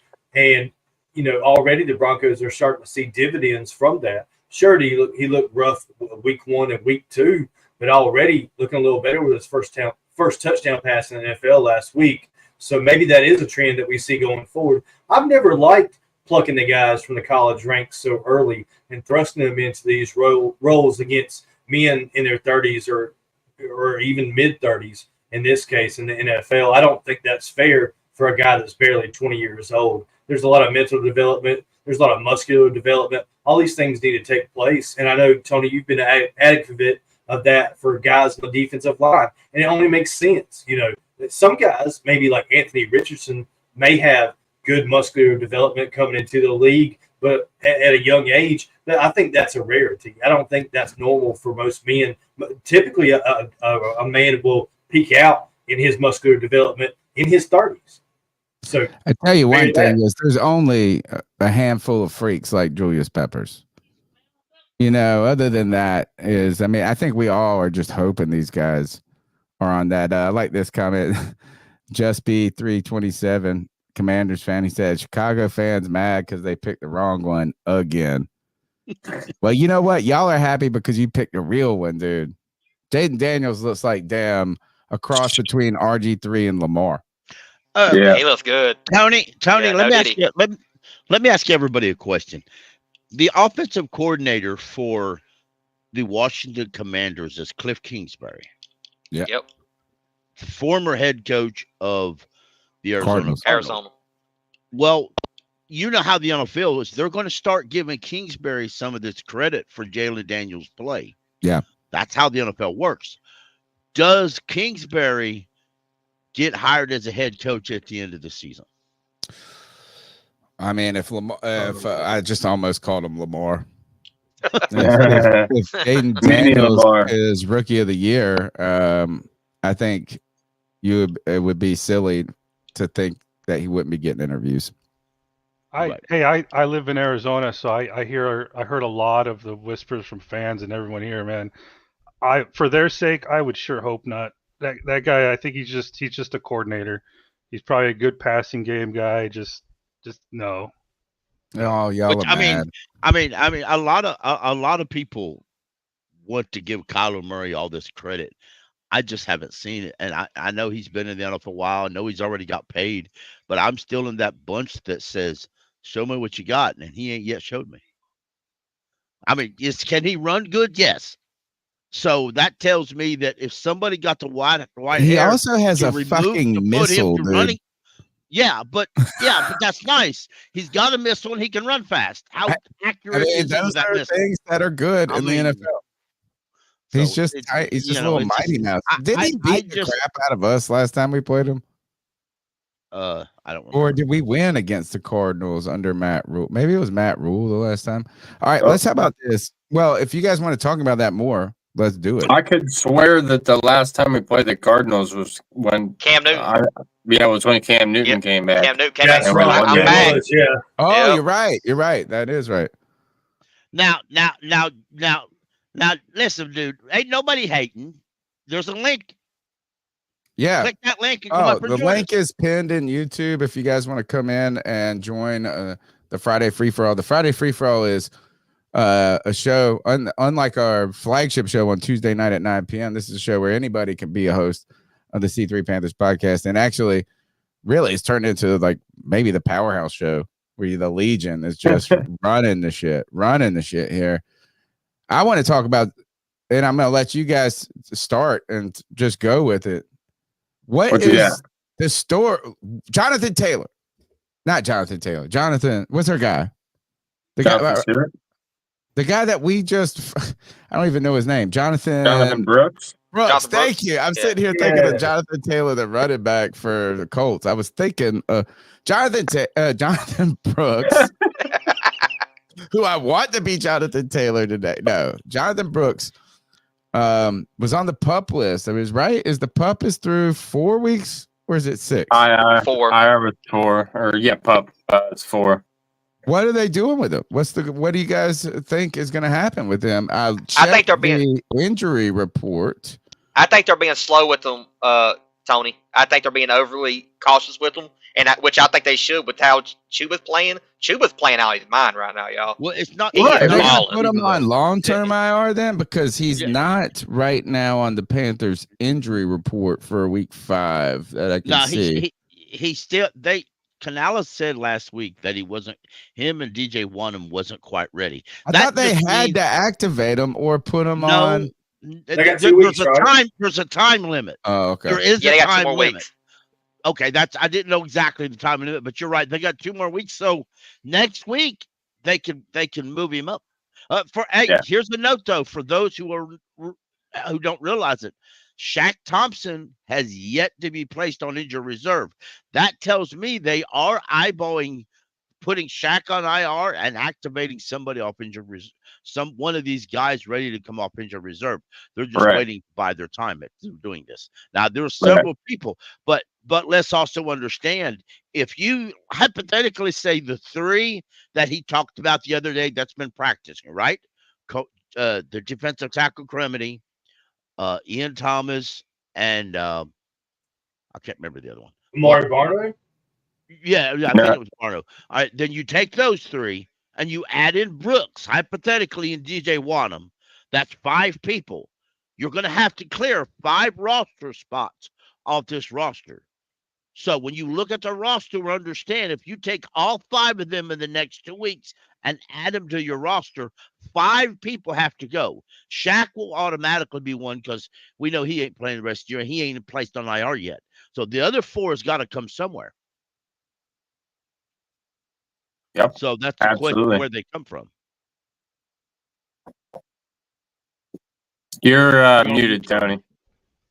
Thank you. I'm sitting over here. I said, y'all explain what Pickle just said. I mean, I understood his words and I understood his point, but as we try to break down what that is Amari Barno. Another ass motherfucker. Another guy that had no ass, as Joe would say. Joe, rest in peace, Joe Riolano. Is we got these little skinny ass defensive ends running around out there. No, I was rooting for Amari Barno to be something, but like no history with this coach. Really, no history with Evero in a way. Like I don't even know if he played. He maybe played a little bit last year. He played a little last year. Are any of those guys, Wanham or what else? Wanham, Barno, are any of these guys even? Are they going to be back? Are they going to see the field this year?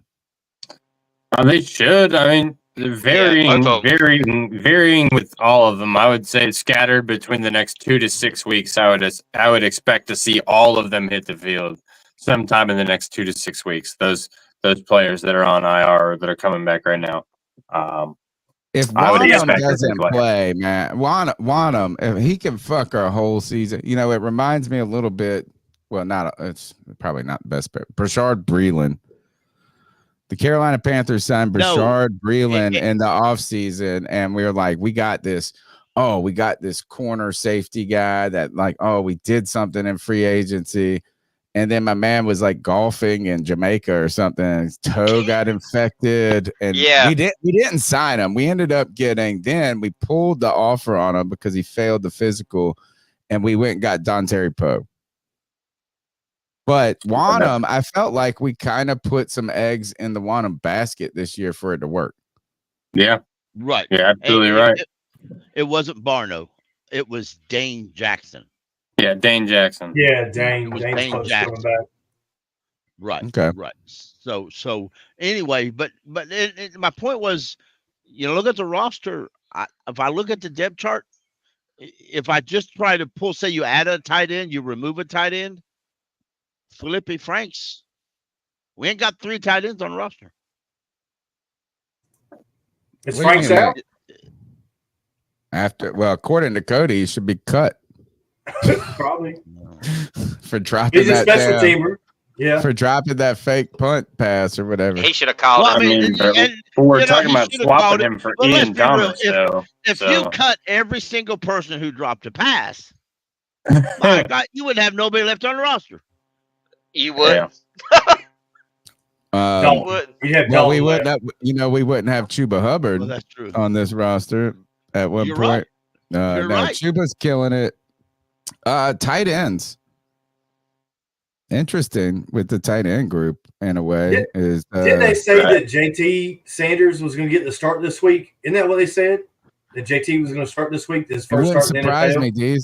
I mean, he's the only tight end I've seen do anything this season. Yeah, I haven't listened to anything today as far as coaching talk.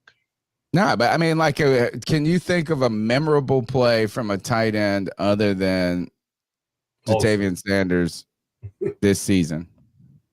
No. Tommy Tremble did not Tommy Tremble catch a touchdown? Maybe. I think he caught one pass. Look, I think in game 1. He did catch. He caught a pass the other day because I was on and I was looked at some film. The film breakdown. Yep. Yeah. Was it the other day or? It was the other day, Pickle. Yeah. Yeah, it was last game.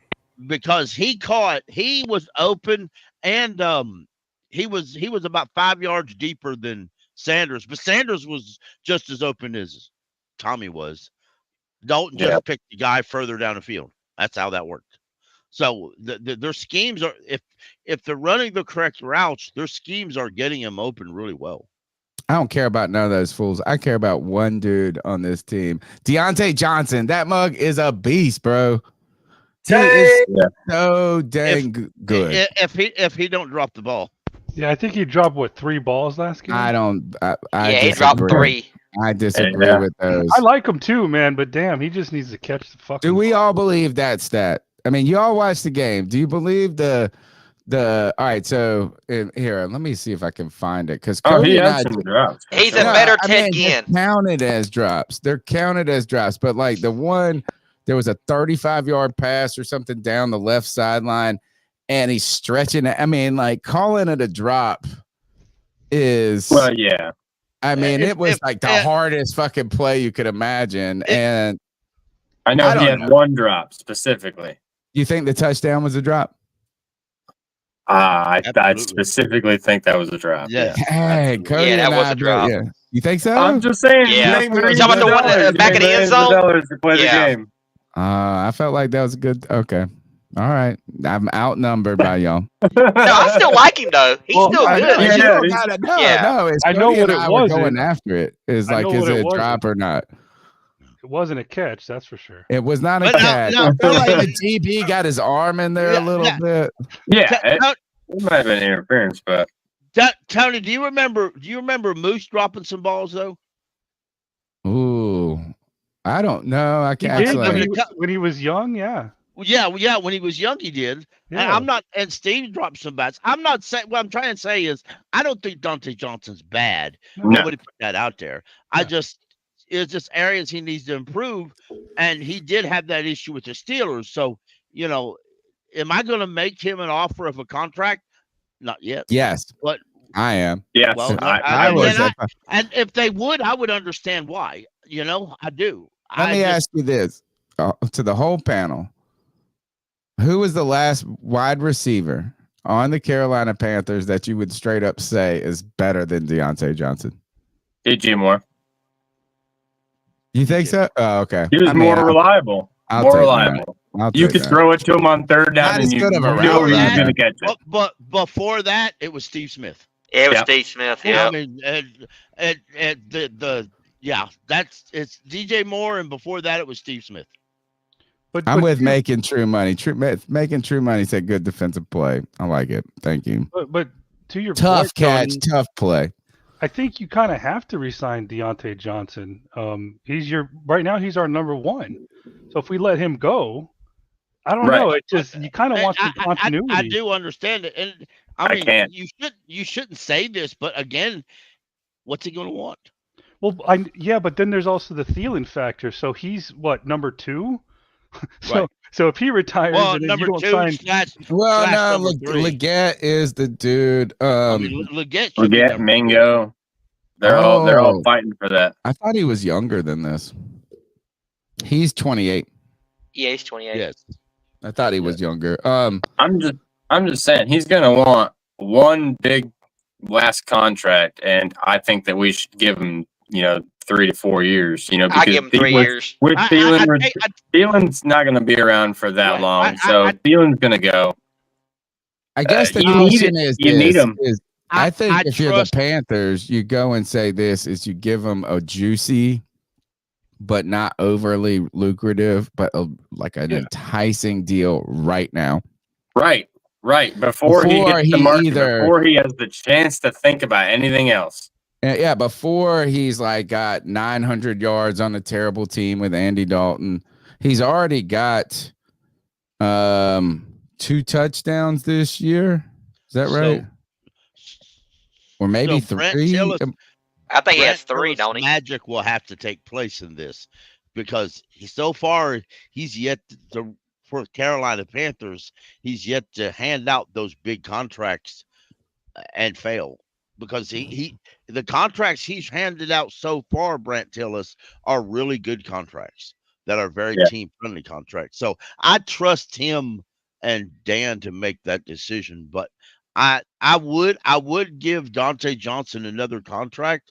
I just want to see his drops get better. Well, I mean, I think that's a little recency bias just off of the last game. And maybe from us looking at training camp, we were like, there was like, I think whatever the thing that we went to back together Saturday, had one or whatever. To me, though, is you don't want this to pan out like a Brian Burns situation. And that is where he has the juice, you didn't trade him. And then when you get to the end, someone else can pay him and you can't. Right. I don't know if he would want to play with us, but I think this, if you throw a nice tantalizing contract out there into him, not one that is low, not one that's basic, but one that is super juicy in a way, right? Where it feels at first to us, it's going to be like, oh, that sounds like a little bit too much. He's thinking this. I might get injured this year. Yeah, sure. I mean, money up front, I think, is what you're talking about, Tony. Yeah. If we go ahead and offer Tay a contract that says, hey, here's some money up front. We're going to pay you a whole lot in 2025. We're going to pay you a whole lot in 2026. And then 2027, yeah, we're not real sure. And if they drop a contract like that, I think you'd be 100% interested in that. I think that you're 100% on target. We should do that now. We should do that sooner than later. He's already had his best game of his career as a Carolina Panther with Andy Dalton. And going forward, it looks like Andy Dalton's the answer for the Panthers. Just like we pointed out earlier, we went from 84 passing yards with Bryce Young to the next week flipping the switch to 300 yards and 3 touchdowns with Andy Dalton. Clearly, he's a starter moving forward. He did Cart Talk, just put out by the Panthers, I think today or yesterday, with J.J. Jansen. And he talked about how Dalton was the leader in the locker room and how much he had respect for Dalton and the way that he led this Panthers offense. Man, that's all I needed to hear. Once you hear it from the horse's mouth, there's no reason to even attest it. That's the quarterback moving forward. Tays had some great games, his best game of his career with the Panthers. There's no reason to second doubt him. When he came in, we thought he could be a number one. We've seen him be a number one. He was absolutely unguardable for 2 weeks. I mean, he almost had 100 yards last week as well. There's no reason to doubt Tay. I think he's the guy going forward. Does he drop some balls? Yeah, but he had more targets he's ever had in his career. We gave him 14 targets. He had 10 receptions. I haven't seen anything from Tay that would dishearten me from the Panthers moving forward and getting out of the gates early and offering that man a contract. Isn't that exactly what we did wrong with Brian Burns? Did we wait too long and drag it out? Exactly. You shit or get off the pot kind of thing. You know what, guys? The drops actually might help us because if he wasn't dropping anything, he might be costing us a lot more. Oh, yeah. No kidding. All right, I'm going to play this, and then I want you guys to react to it. All right, let me see. This, I'm going to play audio only. I'm going to keep going. Hold on. Can you guys hear that? Yeah. All right. So this is Dalton, and I think this is in, let me see, is this the Bengals game here? Yeah, Bengals game. Keep going. The ball's going to keep coming. It's going to keep coming. I'm going to keep throwing it to you, and you're going to make it. We may come right back to that one, too. That guy can't cover you. It's hot. Hey, go load. Here we go. Turbos up. Here's the snap. Andy fires downfield. 1-6. Touchdown. End zone. Center cut. Deontay Johnson. You like that? Hey. That's one thing about Andy. He drops back, he hitches up, and he lets it go. There's no second guessing. Hey, I told you it's going to keep coming to you. Great job. I tell you one guy that likes freaking Deontay Johnson, and that's Andy Dalton. Let's welcome in Mr. Strats to the. Let's see if he's got his mic on. He's on. What's up, Strats? Good. What's good, bro? Not much. Just hanging out on Friday night. You sound a little tired or under the weather. Which one? I think tired, but also it's like stressed thinking about all the, not to bring everyone down, but just the stuff going on out there in the West or North Carolina. Yeah, you actually, I thought you were going to say the Bears. Yes, you did bring seriousness to the podcast. Strats, what are your thoughts when you hear Andy Dalton talk that way about Deontay Johnson? I think it's great. What I can see is you always think you're like mature enough when you're younger, and it's not until as you get older, even I'm 34 now, but even now I'm sure in 10 years from now, I'm going to be like, wow, I wasn't that mature then compared to now. So it's so different night and day to see some of these older quarterbacks with their maturity levels. And not all of them are the same, but what I see from Andy is, that is really like inspired leadership, to be honest with you. That I know what he's doing. I can tell what he's doing. Like he, and I don't even think it was shown in that video, but he was going around to in the actual video it is, but in the clip you just played, I think it was farther on in the video, so it didn't get played. But he was going down the bench and he was just saying positive stuff, and not just like, you can do it. He meant it. Like you could tell he was really hyping them all up and getting them on the. Yeah. He believes in them. And I heard the most wonderful thing. It kind of made sense for me when I heard it. It was from Tim Donnelly that said it. He just said Andy's out there having, and I did mention, I think I might have mentioned this in one of the spaces like last week or something or whatever. He said he's just out there having fun, and you can't stop that. I mean, do you remember the quote he had from last week where he said, no one else is going to have more fun out here than me? So that's a contagious attitude to have. And that's something that is impenetrable. You can't take that from someone when you're feeling like that. And Dalton has nothing to lose. So it's really a wonderful situation, I think, that we kind of fell into for him to bolster up these guys and show them all, especially Bryce, what this true leadership style looks like and what it looks like to just go out there and have fun like it's a game again. There's nothing scarier than playing, I guess for me, it was always like for fighting. Like if you ever got in a fight with somebody, the scariest person to get in a fight with is the person that has no fear of any consequence. Like it's not the biggest dude in the room. It's like the mug that's like, I ain't scared to go to, whatever. And Andy Dalton is playing with no fear. Like he has nothing to lose. He's everything only to gain. Kyle, I'm going to go to you and I'm going to ask you to be the host for a couple minutes. Yes, sir. So I would think from that clip, I think Andy Dalton is it's kind of weird. I mean, because I take it as, Bryce has been there with Andy for the last, season and 4 games, isn't it?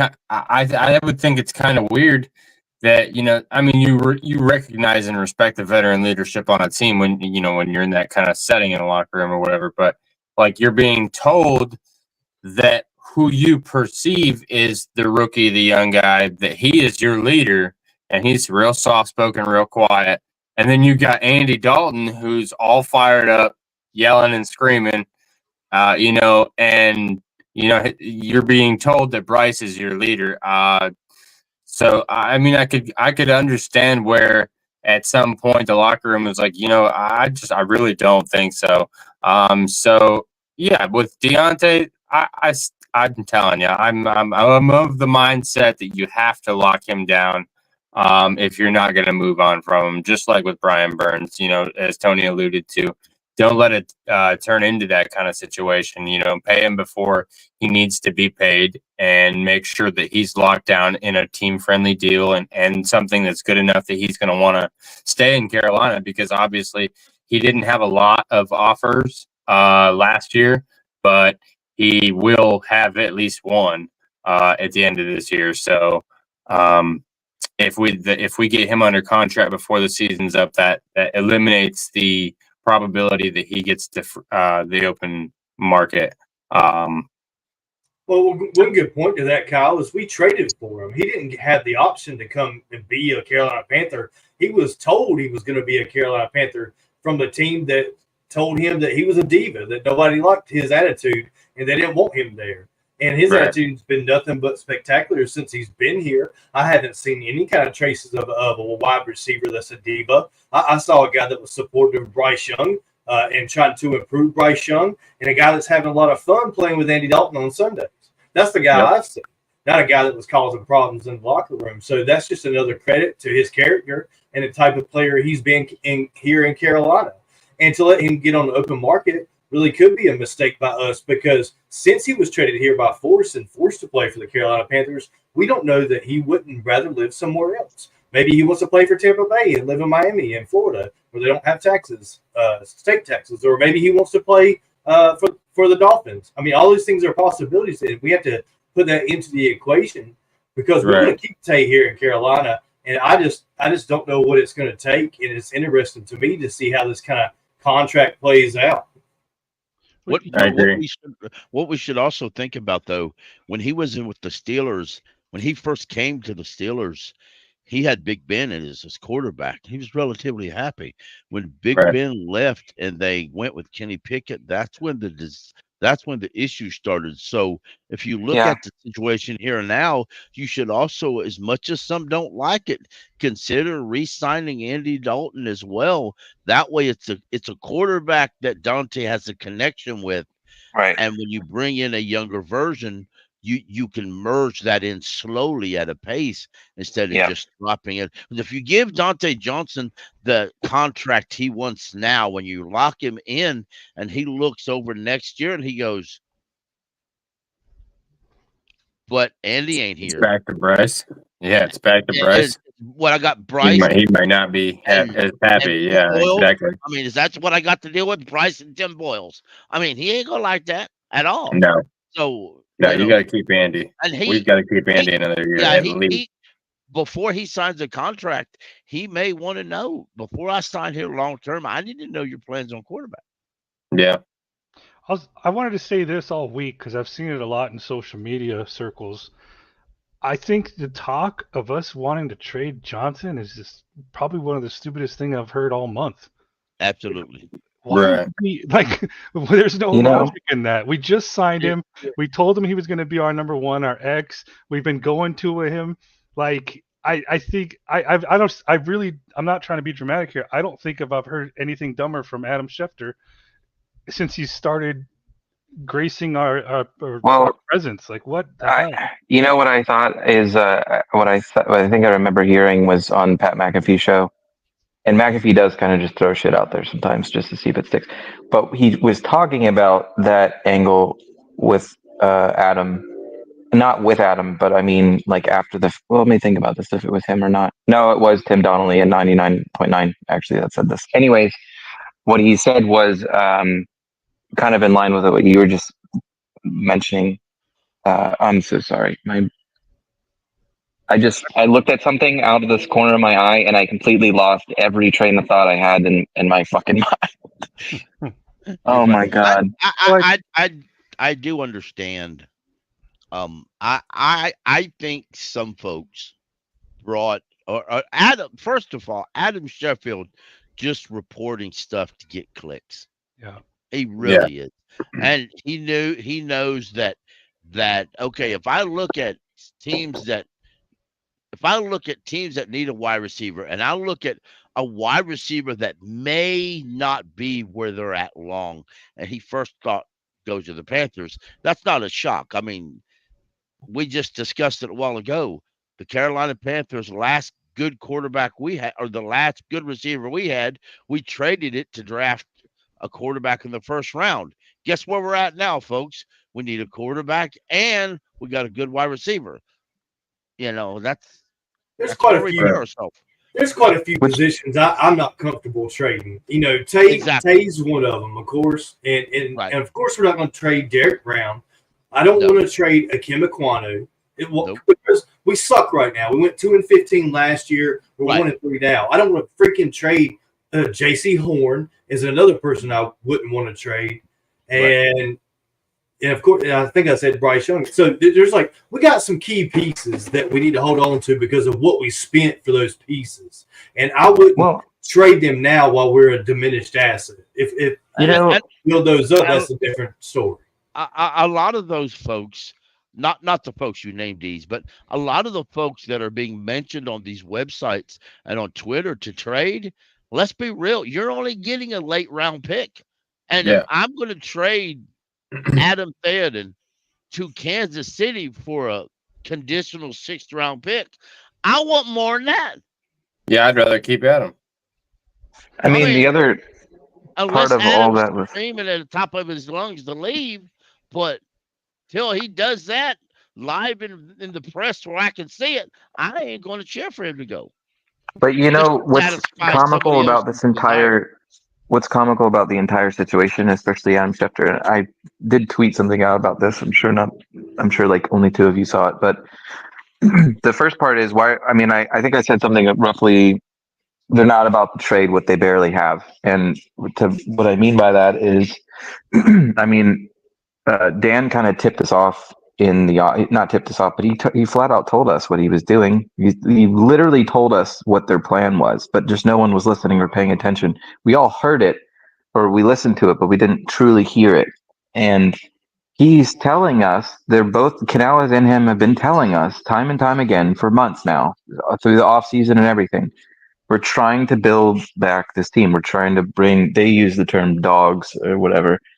They're not going to remove the pieces and components that are obviously working in this thing. And I likened this to like bringing a car in to fix, you have all these different issues with the car. Well, they're trying to address it. They're not about to like, oh, we got a great battery. It's it's got 70% juice in it. Let's sell that and buy a chance at getting a slightly better battery, because that's what the draft is. Mm-hmm. It makes zero sense, and I think it's a non-issue. I think it's something that's not even worth being talked about, because frankly, we're only in a few weeks into the season. We have the rest of the season to play out, and I cannot see them making any type of move that's going to make them worse. I mean, right now the defense needs more help than the offense does. The offense is what's holding us in games, and a large component is that wide receiver. So why would you, on God's green earth, consider in your make-believe land of fantasy that would be a favorable trade for that? Like, that's not going to happen. It's just They're not stupid. They're not going to do that. They've told us they're not going to do it. So I don't even know why it gets talked about.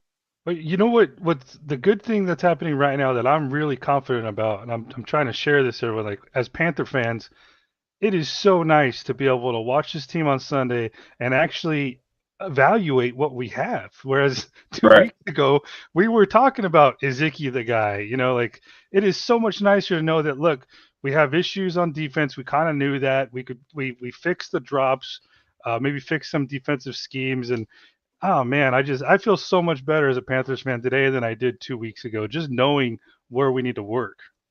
I agree.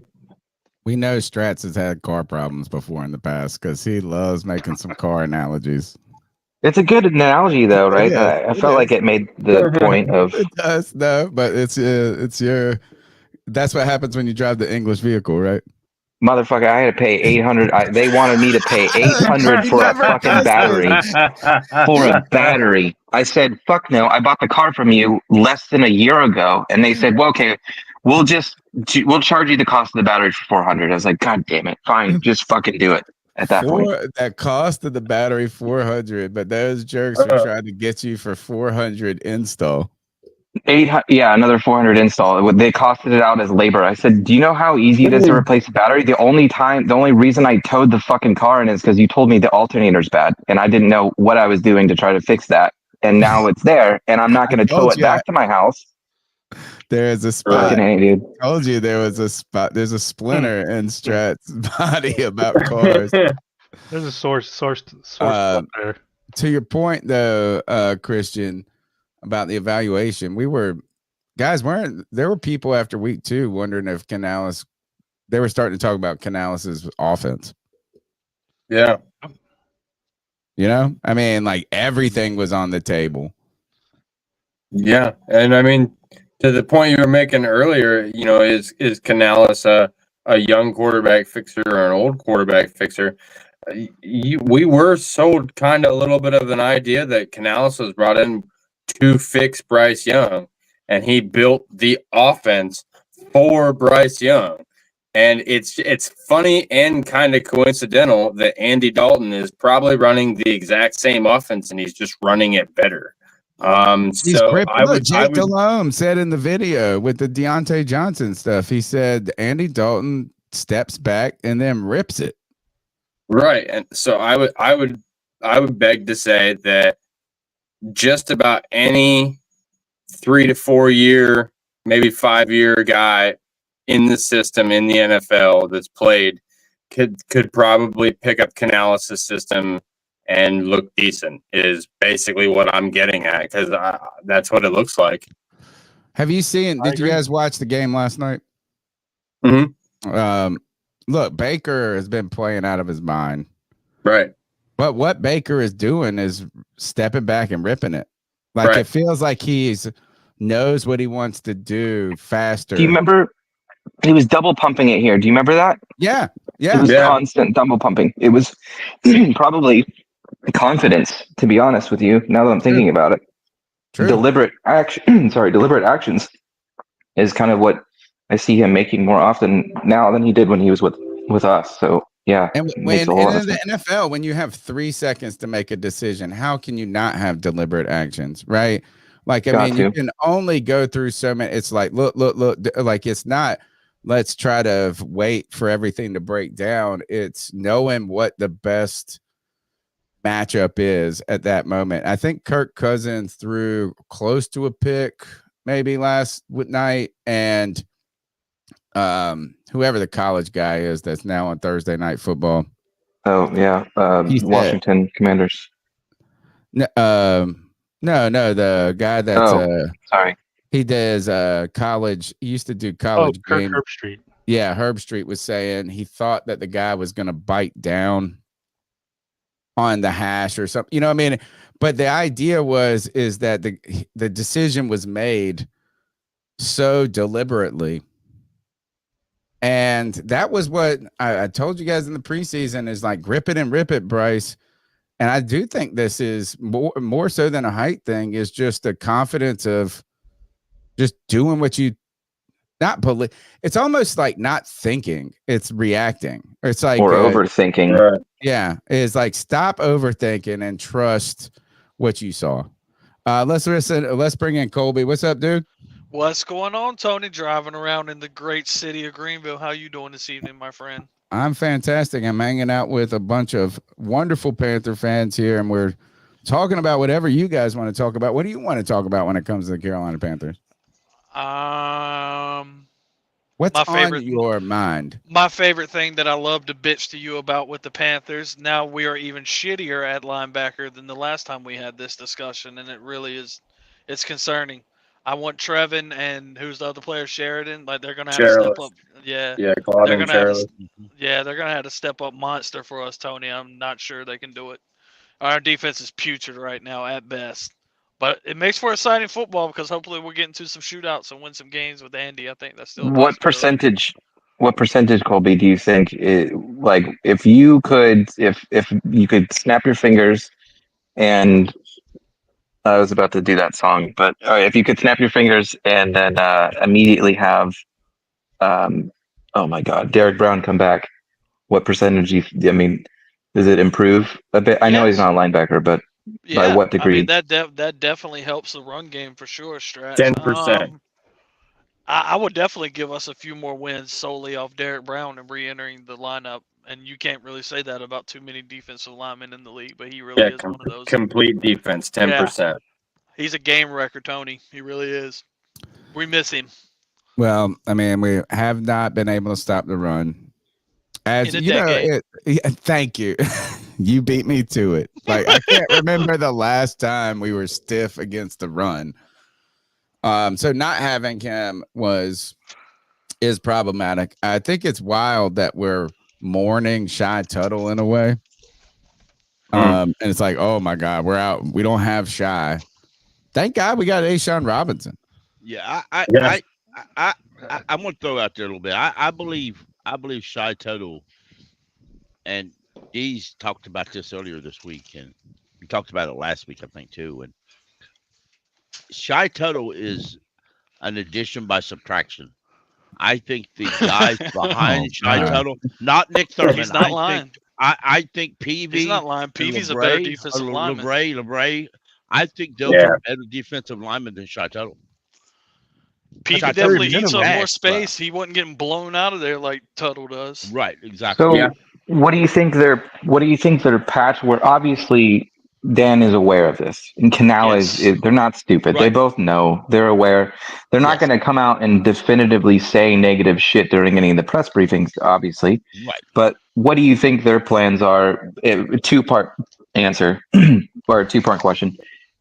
Obviously they're going to have to. They're probably saying we need to address this big picture, but in the off season during draft and that kind of stuff. But we need to patch it together now. We need some Flex Seal to put on that shit until we can properly fix it. And what does that look like? So it's a two-part question. To me, right now, you let the young guys play tackle. You just do, and I mean, and Shy Tuttle, you just tell him he's part of the rotation, and you just don't rotate him in that often. And Crumity and Wanham are coming up. If he don't like it, so. If he don't like it, and Crumity, you add him into part of that rotation. And if Shy don't like it, or you actually tell Shy Tuttle before he goes out on the field, you explain to him the situation. And if he don't like it, then you put him on injured reserve and meet a settlement. My personal opinion is you save a lot of money by waiting in the offseason and just releasing Shy Tuttle. Nobody's going to trade you anything for him. So what I would do is just make the rotation at tackle heavier. And if Shy starts questioning why he's not getting a lot of playing time, I'm going to set him in front of the screen to show him why he's not getting playing time. What I don't get about Tuttle is why have they always insisted on playing him at the zero technique?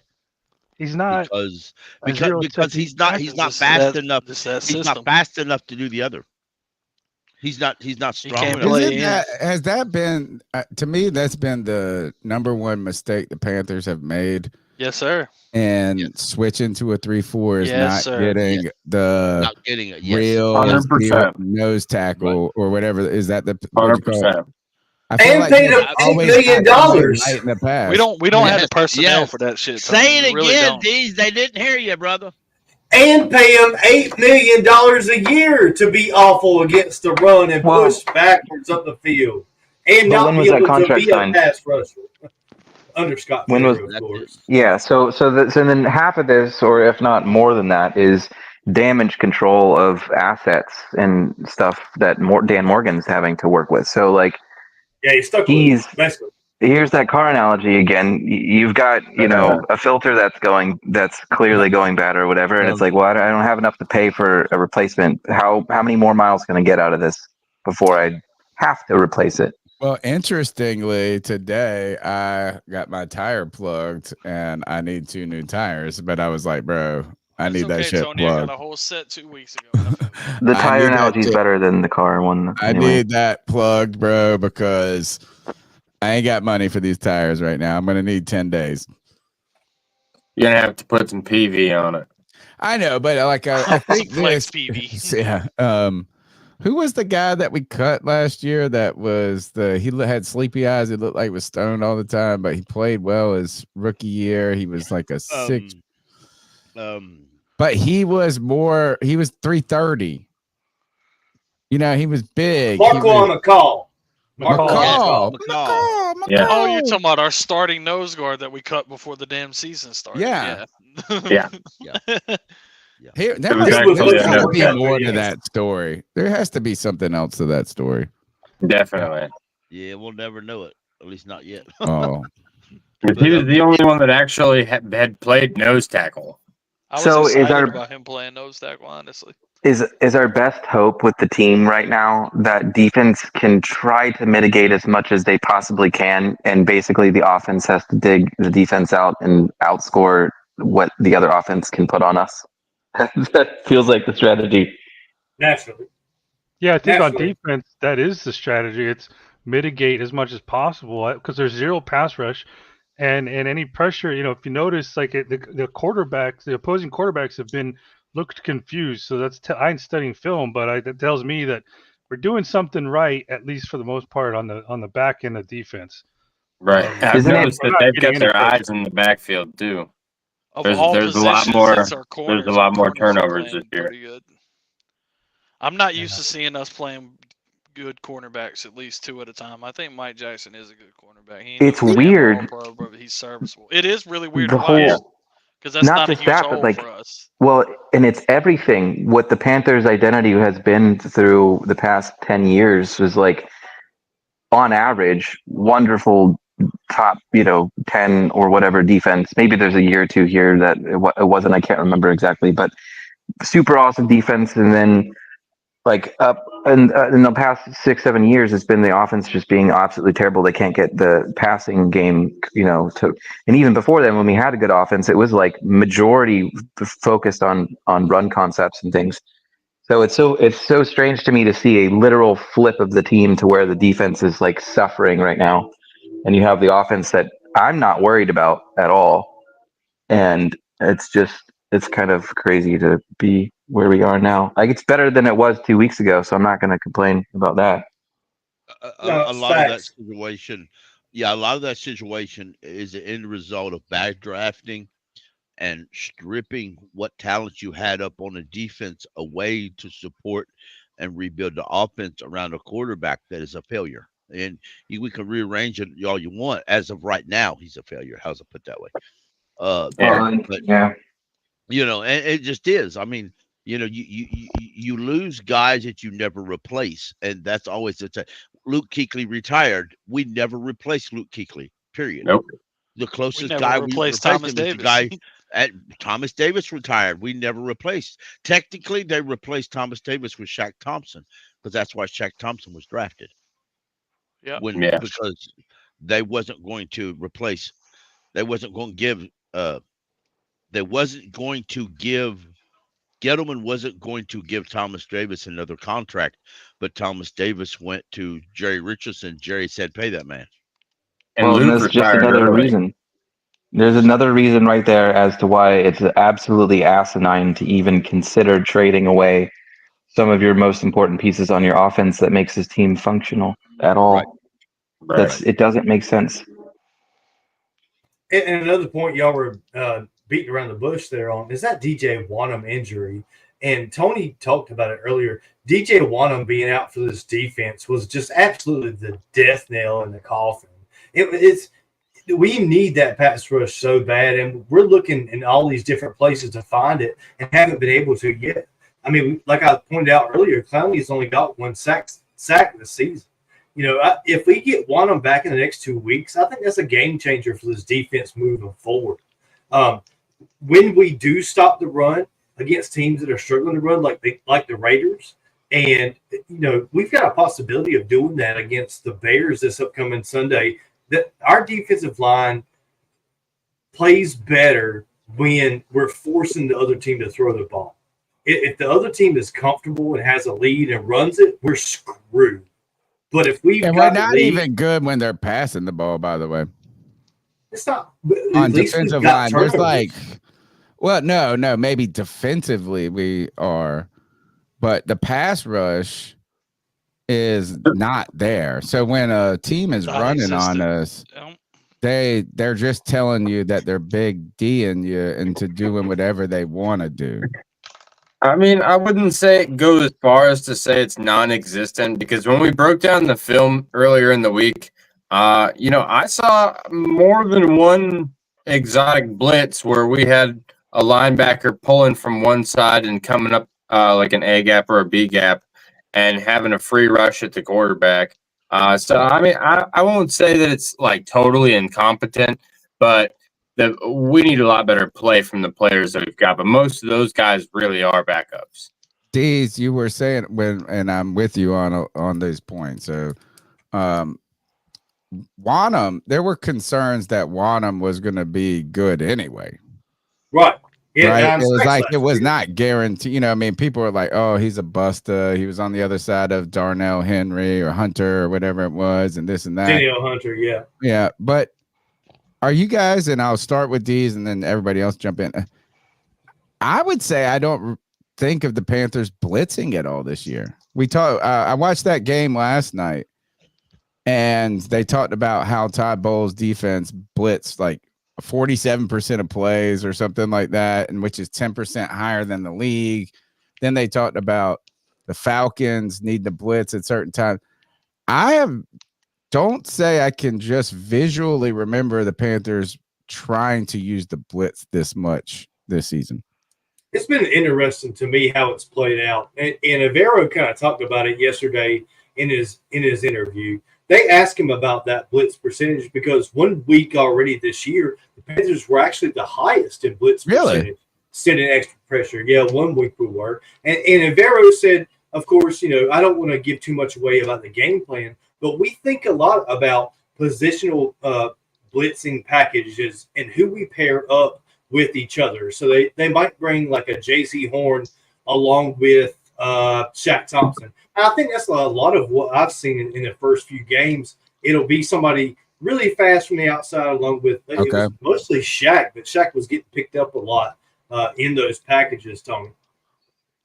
Yeah, so from when we watched tape, a lot of that was Shaq up the middle, and Clowney would come off the edge real fast, and he may not get to the quarterback, but he would cause Joe Burrow. He caused Joe Burrow to move. He called one of the Raiders quarterbacks to move. A Raider quarterback walked right into a sack by somebody by a safety. It just was what it was. And he's been a lot of it disruptive. Right? Pickle is like, Yes, wow, he exactly. might not have gotten home, but he's been the only disruptive presence that we can look at. Right. So and I got to shout out Ashawn Robinson. He's not the stud that Brown was, but he holds his spot well. And if he's one-on-one, and he ain't one-on-one, I don't know the last 2 weeks I've ever seen him one-on-one. But if he's ever gets one-on-one, he'll beat that one-on-one guy. But he hardly ever is one-on-one. Why is he not a zero? I don't know. Light. Because Rivero don't Well, want him. you're going to have to deal with the center and the guard on every play. He'll get his ass beat in the interior on a double team. Really? He's had some TFLs. Well, he's got a couple times. Yeah. I mean, I ain't gonna sit here and say it's gonna be worse than what we're doing right now. Too light. But he's got a better 6'3", chance. 320. Yeah, I'm just saying he's got a better chance. Yeah, he's the same size. He's the same size as Brown. Holy shit! I did not know that he was even over 300 pounds. A lot of that. He's a big boy. He's never played zero before. I think maybe it has to be that he might be too athletic to put him there. It's going to be much easier to get around a guard in between a tackle than it would be to get between a center and a guard. Or you're wasting his athleticism by putting him in the interior spot. Yeah. A lot of the issues on the lack of a zero technique is because Rivero doesn't want one. How can you have a 3-4 but not have a fucking Vince Wilfork? Or linebackers, Tony. We've had ton of potential zero techniques. We've had some guys on this roster that has between last year and this year. We've had folks on this roster with experience playing that specific role. They come and they leave, and Rivero's not interested in them. And I have boiled it down to he just doesn't want it. Yep. He wants to play a 4-3 that the only person that knows what they're doing. What did I say? 4-3. He wants to play a 3-4 that the only person that knows what they're doing is him. So what do you think? So if we go through this season and it's very clear that the defense is a huge problem, which it obviously is, and the offense gets it right. I was getting to that point. Do you think they even do they go through the draft process and try to build back some pieces and components of the defense and then give Rivero another year or he's out? So great question. No, and I'll in my opinion, if you give him another year because he don't have his pieces, so you're going to go through the draft, you're going to go free agency, you're going to build him pieces for him, right? But after next year, his contract's up and he walks away. So now you brought pieces in to build for his defense. He walks away. Now you're stuck with them pieces. Well, don't you think that Dan Morgan, So if being you're gonna he's a have to linebacker, build, he if you're must gonna be in the have to, same. if you're gonna have to build a defense anyway, here's how you handle that. You tell Rivero, he said, if you want to go somewhere else, go somewhere else. I disagree with Pickle on Denver this. did.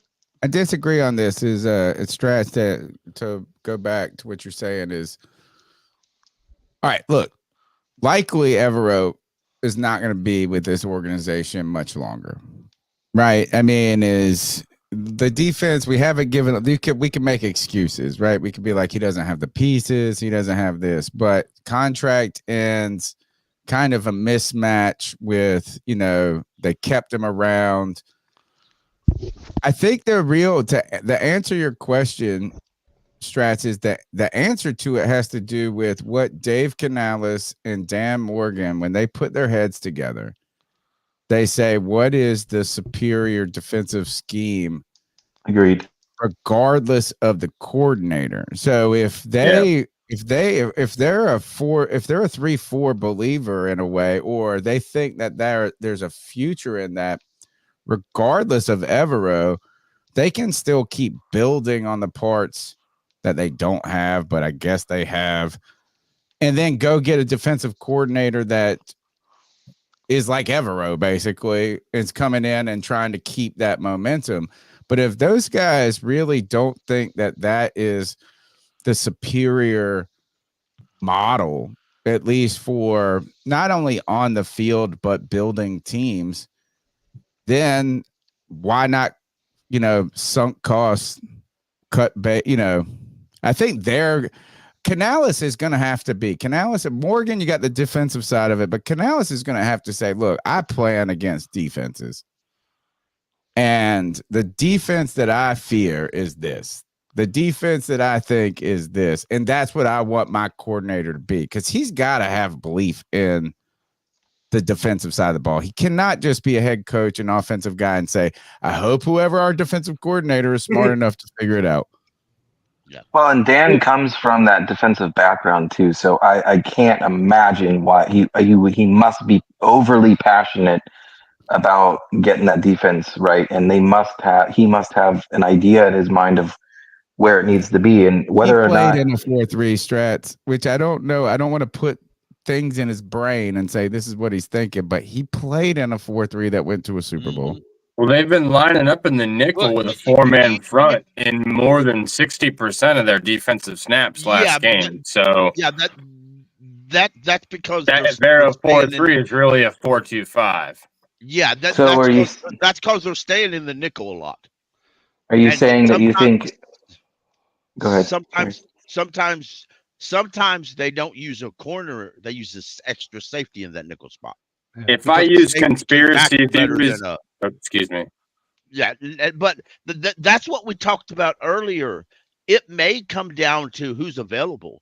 If Robert Saleh's available, hypothetically, say he gets fired before the season, in a hypothetical world, then he's available for anybody to call him up and talk to him. Oh, there's a billion dudes available at coordinator, though. I mean, and if it's somebody Canales likes and is comfortable with and has a friendship with, he may be more inclined to move in that direction than, Pete Carroll, defensive coordinator.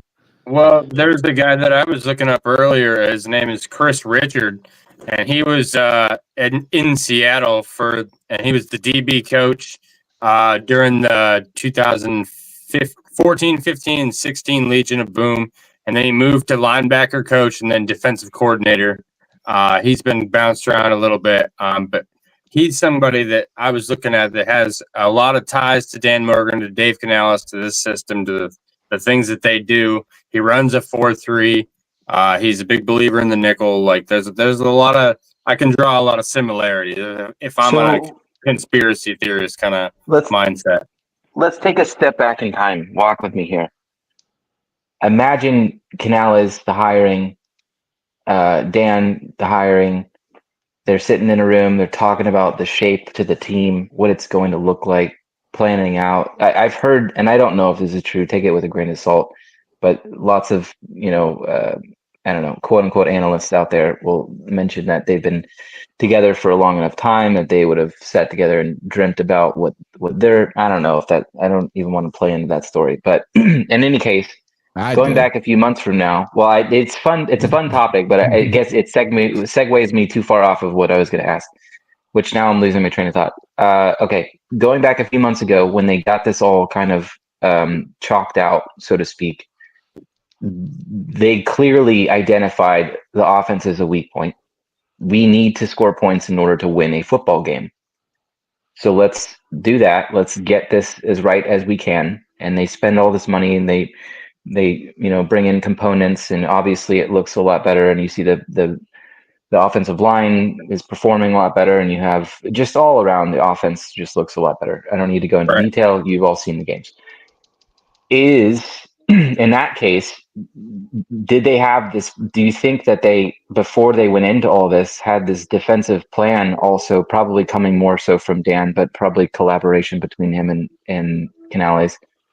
And do you think that basically they were looking at the current defensive coordinator as maybe not at the time like a Flex Seal patch over, like duct tape, basically like over.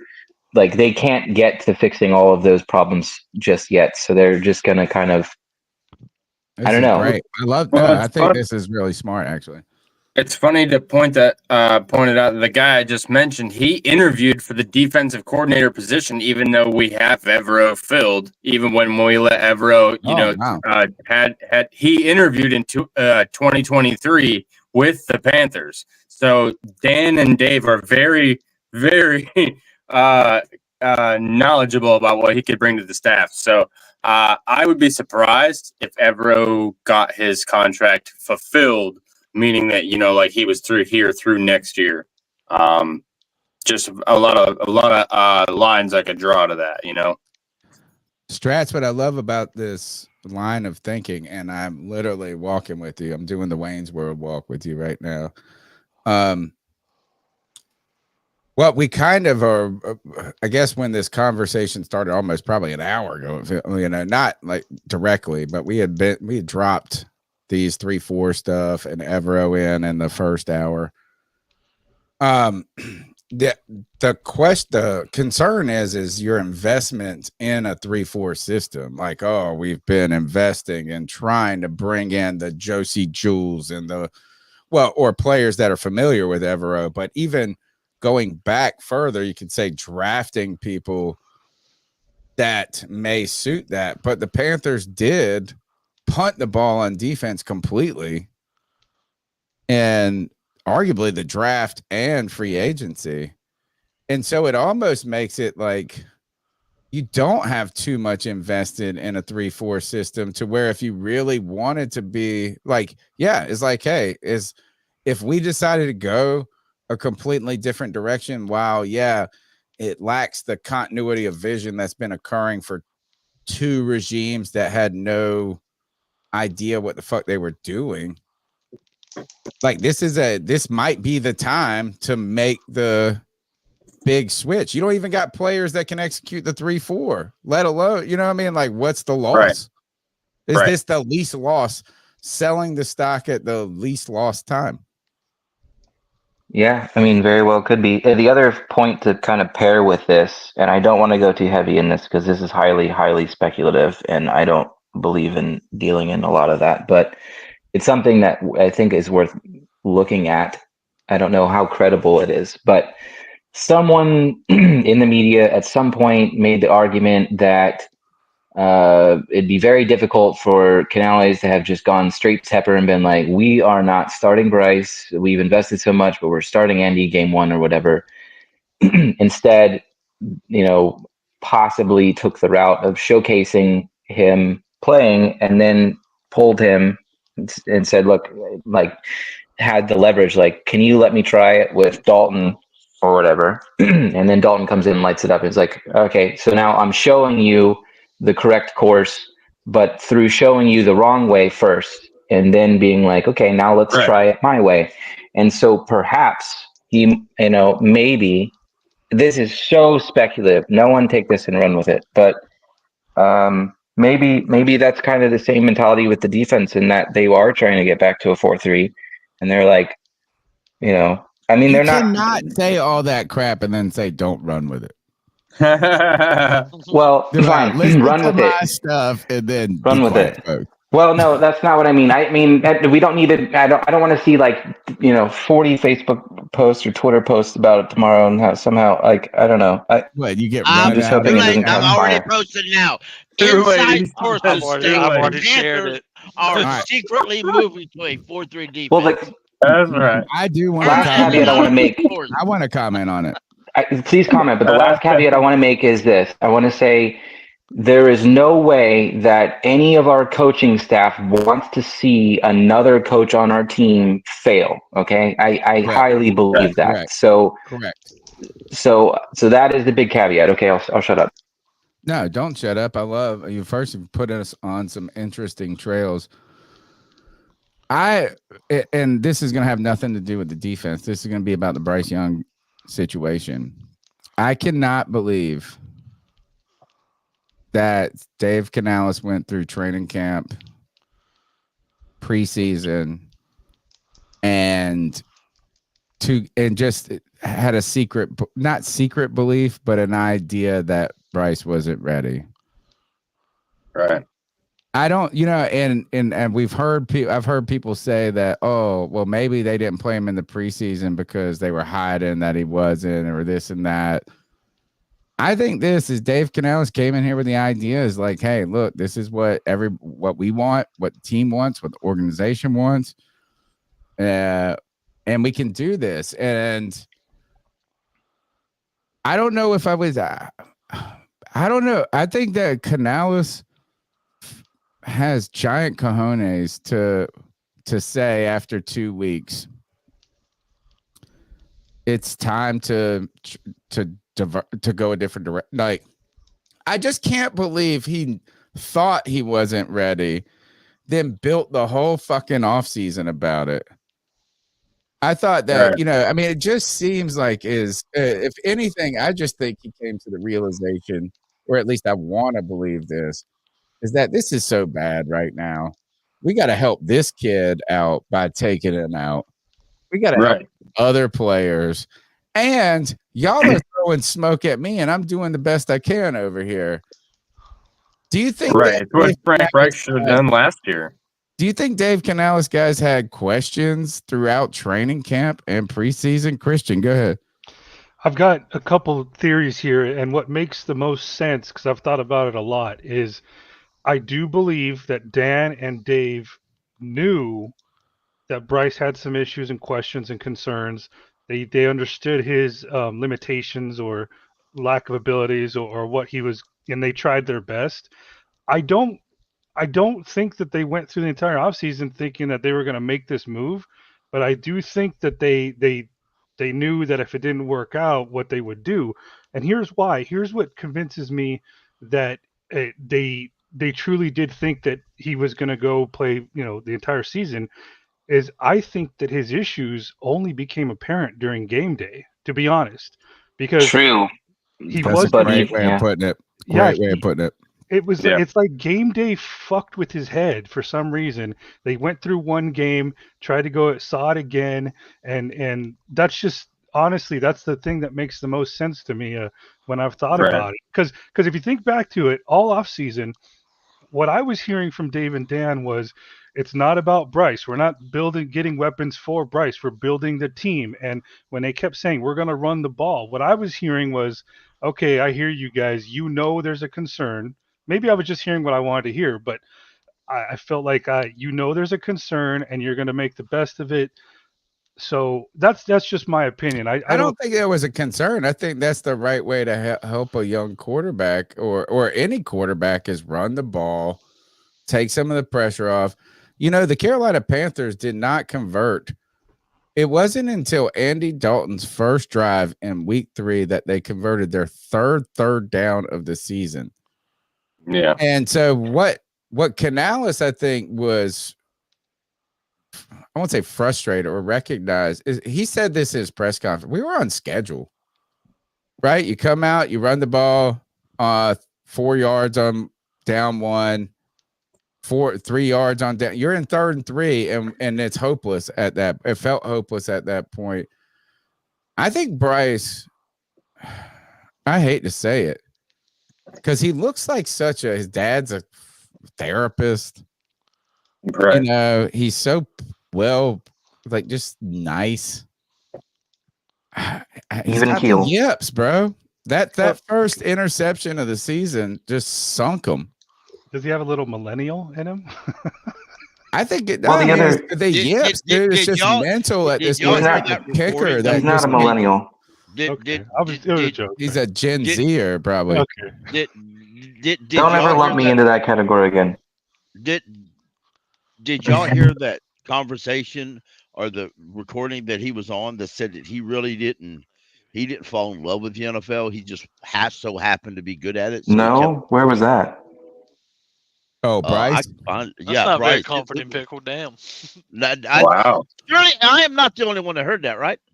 I heard about it. I didn't know if it was real. About. I guess it is. This first time I've heard it. Now it's him talking. It is him talking. I'll have to look it up now. He's got dude. Check this out. You guys remember? He was not imagine if confidence. Do you remember? He's not. Coming out of training camp? Real quick while I look at it, let's all remember something. Dave Canales said multiple times he wanted a veteran third string receiver or quarterback. He wanted a veteran third string quarterback. Well, that was because of the injury crap that happened. Do you remember when that team or was it? Some other announcers. There's a lot of announcers that were always questioned. Like even Tim Donnelly was questioned. Tim Donnelly makes such great points for the most part. I mean, everyone's got a couple weird, quirky points here and there, but he's pretty much on the money a lot of times.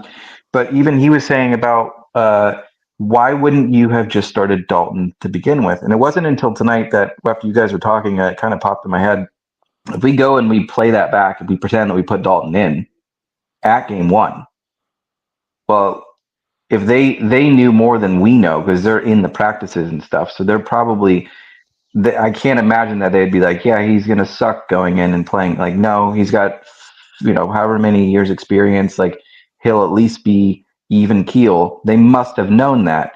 So I feel like the direction change would have been even more difficult to be able to be like, okay, Dalton starts week 1. He does all right. We see the offense. We might even have won that game, or perhaps the Chargers game.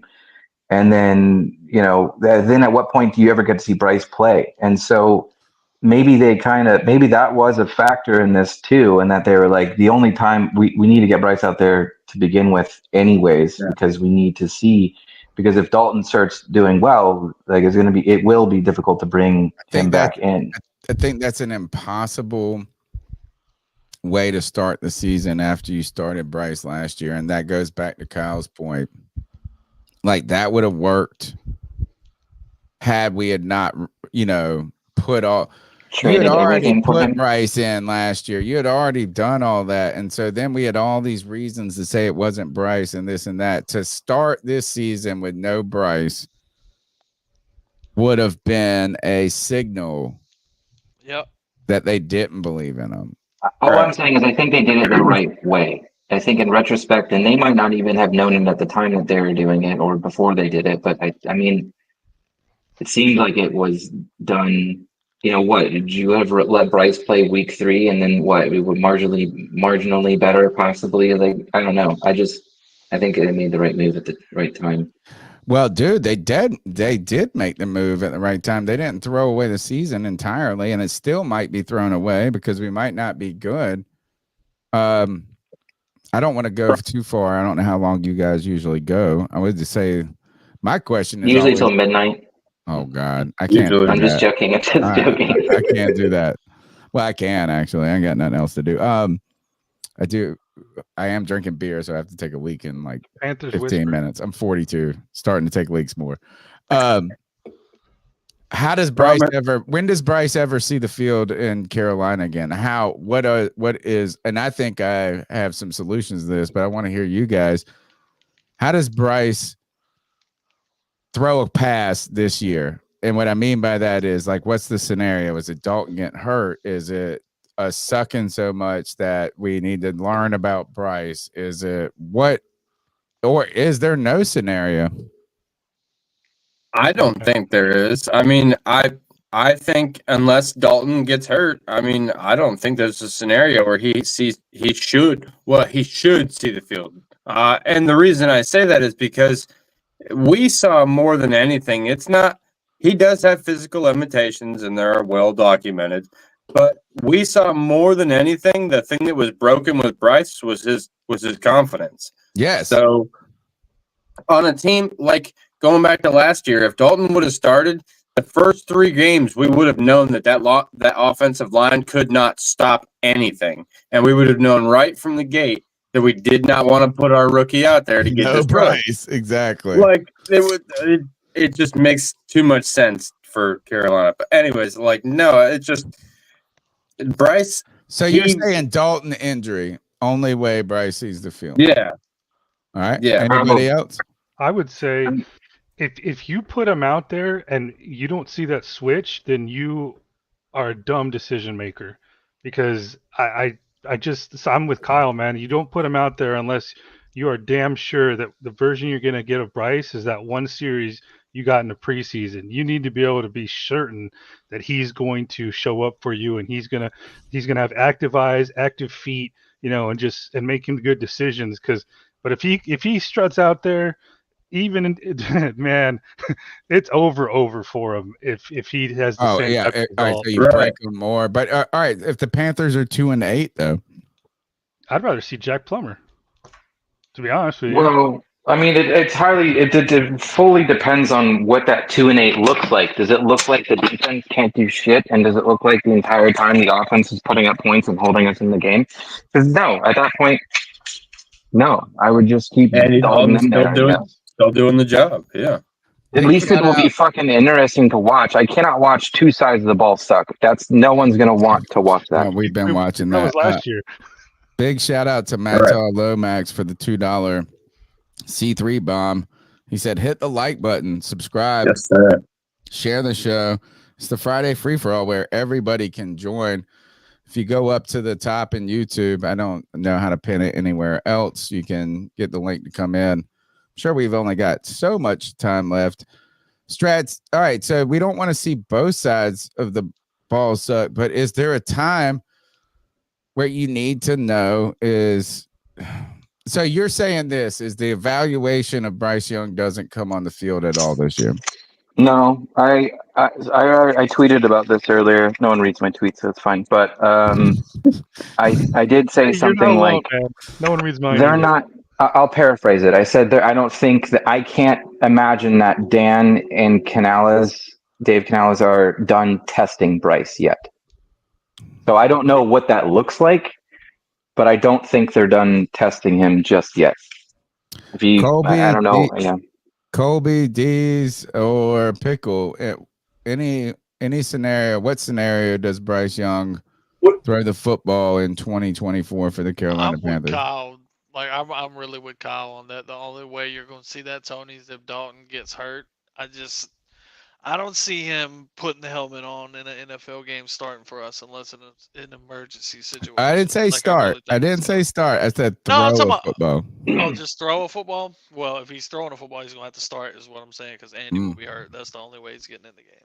Okay. Well, you know what the perfect meme for that is remember the Titans when he's talking to Petey and he's telling him that fake story about his brothers and sisters, trying to get him to go back in the game to be like, no one knows what I'm talking about. Compare Bryce Young to Sunshine. No, not Sunshine. No, it was Petey. It was actually the running back. Do you not remember this part of it? Remember the Titans? I liked Petey. I did like Petey. Petey was a good football player. Or no, maybe it was the Sunshine. It was Sunshine. Now that I think, fuck, it's been too long since I got to go watch that movie again. I think it was. Was that Ryan Gosling? I believe it was, and I had no idea that was him until way later. And I can't remember this, but Ryan Gosling was in one of those football movies, and he was a corner. And Kev always says that he ruined white corners. That's funny. To answer the question, I think there's scenarios where he gets out and throws the football, but those scenarios involving the Panthers getting massively behind and it becomes futile to put Andy Dalton. Or that's one I didn't think of that one. Or the opposite. For example, that was my answer. That was my answer. Kansas City comes out. We're facing Kansas City later this year. Kansas City comes out on fire. They're not having a great season so far. They're going to make sure that they're going to use Carolina Panthers to step into the playoffs. Okay. All right. So you beat the dog shit out of by it. By the time you pull Dalton, you don't want to get Dalton hurt. Right. In a useless finish of a game. Yeah. So you're going to put Bryce out there to see. You're going to see what Bryce can do with the guys under circumstances that are intolerable. You need to know before the end of the season. I'm with Strats. I want the opposite. The D's. I'm on the opposite. I think there's a way he sees the field without starting, without Andy Dalton getting hurt. I just don't know if there's a game that we're going to be able to do it in. D's, you got any idea? Yeah, I'll be wanting to jump in here. So, like, right now, the Carolina Panthers are 1-3. So, if we go 1-5, do you start Bryce Young? If we go 1-7, do you start Bryce Young? If we go 1-9, what do you do with this Carolina Panthers team? Because, the future and how the season's going to play out isn't decided yet. And that's certainly a possibility. We could be that bad. We only won 2 games last season. We've got key players hurt on the defensive side of the football.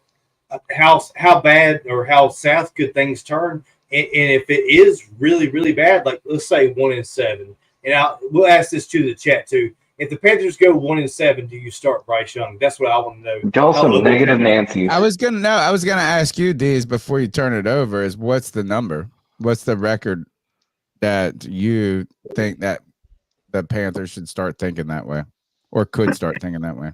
Yeah, so even all right. So worst case scenario, if the Panthers look competitive and we go 1-5, no worries. Keep starting Andy Dalton. Beyond that, it's hard to say, Tony. But I'll say if the Panthers go 1-5 and we look competitive, keep starting Andy Dalton. I think it's later. I think it's like 2-8. What if Dalton's throwing 300+ yards a game for like that many games? You want to take him out? And you lost 8 games. It's obviously the defense at that point. Defense is having a hard time stopping a nosebleed. Well, if you're throwing that much, either you're like Blake Bortles and you're only doing it in the fourth quarter, or you're actually going to pull out some wins. If your quarterback's dealing like that, you're not going to be 1-8. Yeah, Strats, though, I think the answer to this question is not about losing. It's not about Andy. And I think the best case scenario for Bryce Young is for the Carolina Panthers to curb stomp some people every now and then. And you get 5-8 minutes left in the fourth quarter where you're up 2 scores. And then you let Bryce hand it off a couple of times. And then you call a passing play to get that guy some juice. Well, and the stress has to be, if you're up that much, the stress must go down a little bit so that you can get a little more comfortable in being able to make those throws. And then when you refine that feeling that you have while you're doing it, it builds them. It makes them confident. Makes them more confident. Like he needs to complete a pass, then needs to complete another pass, and then remember he can play football. Is that even allowed? Are we allowed to curb stomp any other team? Because I haven't seen it in years. Defense gets their shit together. Yeah. I don't know. I mean, that's a great question. I mean, I know that seems so outrageous to say. Could the Carolina Panthers be up 3 scores on a team in the fourth quarter? Week 2, we almost had 3 turnovers. With all due respect, there's not a snowball chance in hell the Panthers get up, defense get up, or the offense gets up that much this year. The defense. Wouldn't it be funny, Pickle, if they did that this weekend against Chicago? If the offense could, that's where we need to do it. I believe the offense could, but the defense ain't got enough gonads to stop the opposing offense. Here is the great question. The cojones. Could the Carolina Panthers save Bryce Young's career by trading him? Yes. This week, that's what we just curb stomping the Bears and then putting him in the fourth quarter and him throwing a touchdown. And it's then a win for everyone. Sorry, I got excited. And then it the was Bears your idea, get Strats. It was your frustrated and trade a number 1 pick, or trade their first round pick for Bryce Young, so they can bench Caleb and start Bryce Young. There you go, right there. Yeah, it's not impossible. It could happen, but this would be the week, wouldn't it, Strats? Possibly win the lottery without buying a ticket. This would be, I don't know what the metaphor for what this would be, but it would be, well, I'm not even going to say because I always come up with way weirder metaphors than car metaphors. Okay, well, if it does happen, can we all get some credit for talking about this? Yes. Because no one else is talking about this. No, because I really think that's the best way to save Bryce, or to save him in Carolina. Let me put it that way. Save him in Carolina is to put him in a situation where the stress, like you said, is reduced. Yep. Right. You're not asking, we're going to hand the ball off. That defense is thinking you're going to hand it off, but then you call a pass play. He hits a pass play. And then, it just leads to a little bit to where the last taste in your mouth was not Bryce Young getting benched. It was Bryce Young completing a pass. Yeah. And that's other than that, all right. The other scenarios of Bryce in the field would be is Carolina stinks, and or Dalton injury. Other than that, I can't see a positive way of him working into the lineup. I'll tell you guys what, though, if he ends up being what he was predicted to be and what some coaches said he would be, we're talking Hollywood movie here. Even if that all happened as we just described it. You mean, Strats? Are we getting royalties from that movie? Absolutely. No, because we get I get zero shit for credit on Twitter as it is. But Twitter sucks anyways. Well, you probably have like 100 followers. A few hundred followers.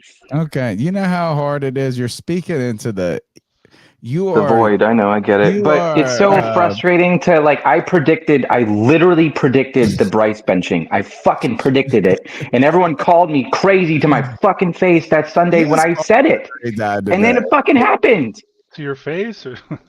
Well, not literally to my face, but I don't know how many voice chat channels. Dude, yes, I get new followers every day, and they're all hot chicks. I don't know where they're coming from, though. Oh, you know what? Here, no offense, but I get a lot of bots. They love your political content. That's what it is. Look, if you look at those hot chicks and they have no followers, yeah, problem. Hey, could you imagine being like an old dude, where you didn't know that they were bots? Oh no, It happens. Don't worry, there are millions of them out there. Francis Jean Paul Sartre on Twitter. He's just like a French existentialist yelling into the void. Yeah. So, all right, you guys. Look, I got to go smoke a cigarette. So if you want to keep talking, y'all talk. I want to play when I get back, though. I think we should talk about the Cam Newton Shador shit. Yeah. Hilarious. So y'all take it where you want to go. I'll be back in just a second.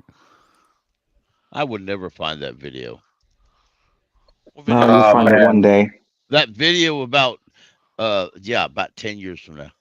Oh no, it's not. That is so true. I will about the video about Bryce Young saying that football was not something that he sought to do. It just happened. Right. I watched that video today. I like this comment that Panda has up on the screen. It says another question is, can Allison Morgan get a pass because of the key injuries so early on in the season? I would say no, because look at all the competent moves that have been made, contracts that are easily dumped off or added on to. Just the level of competition that they're bringing in. They're not just saying, hey, we've got Marquise Haynes, which ironically enough is here, and just being like, oh, we're good here.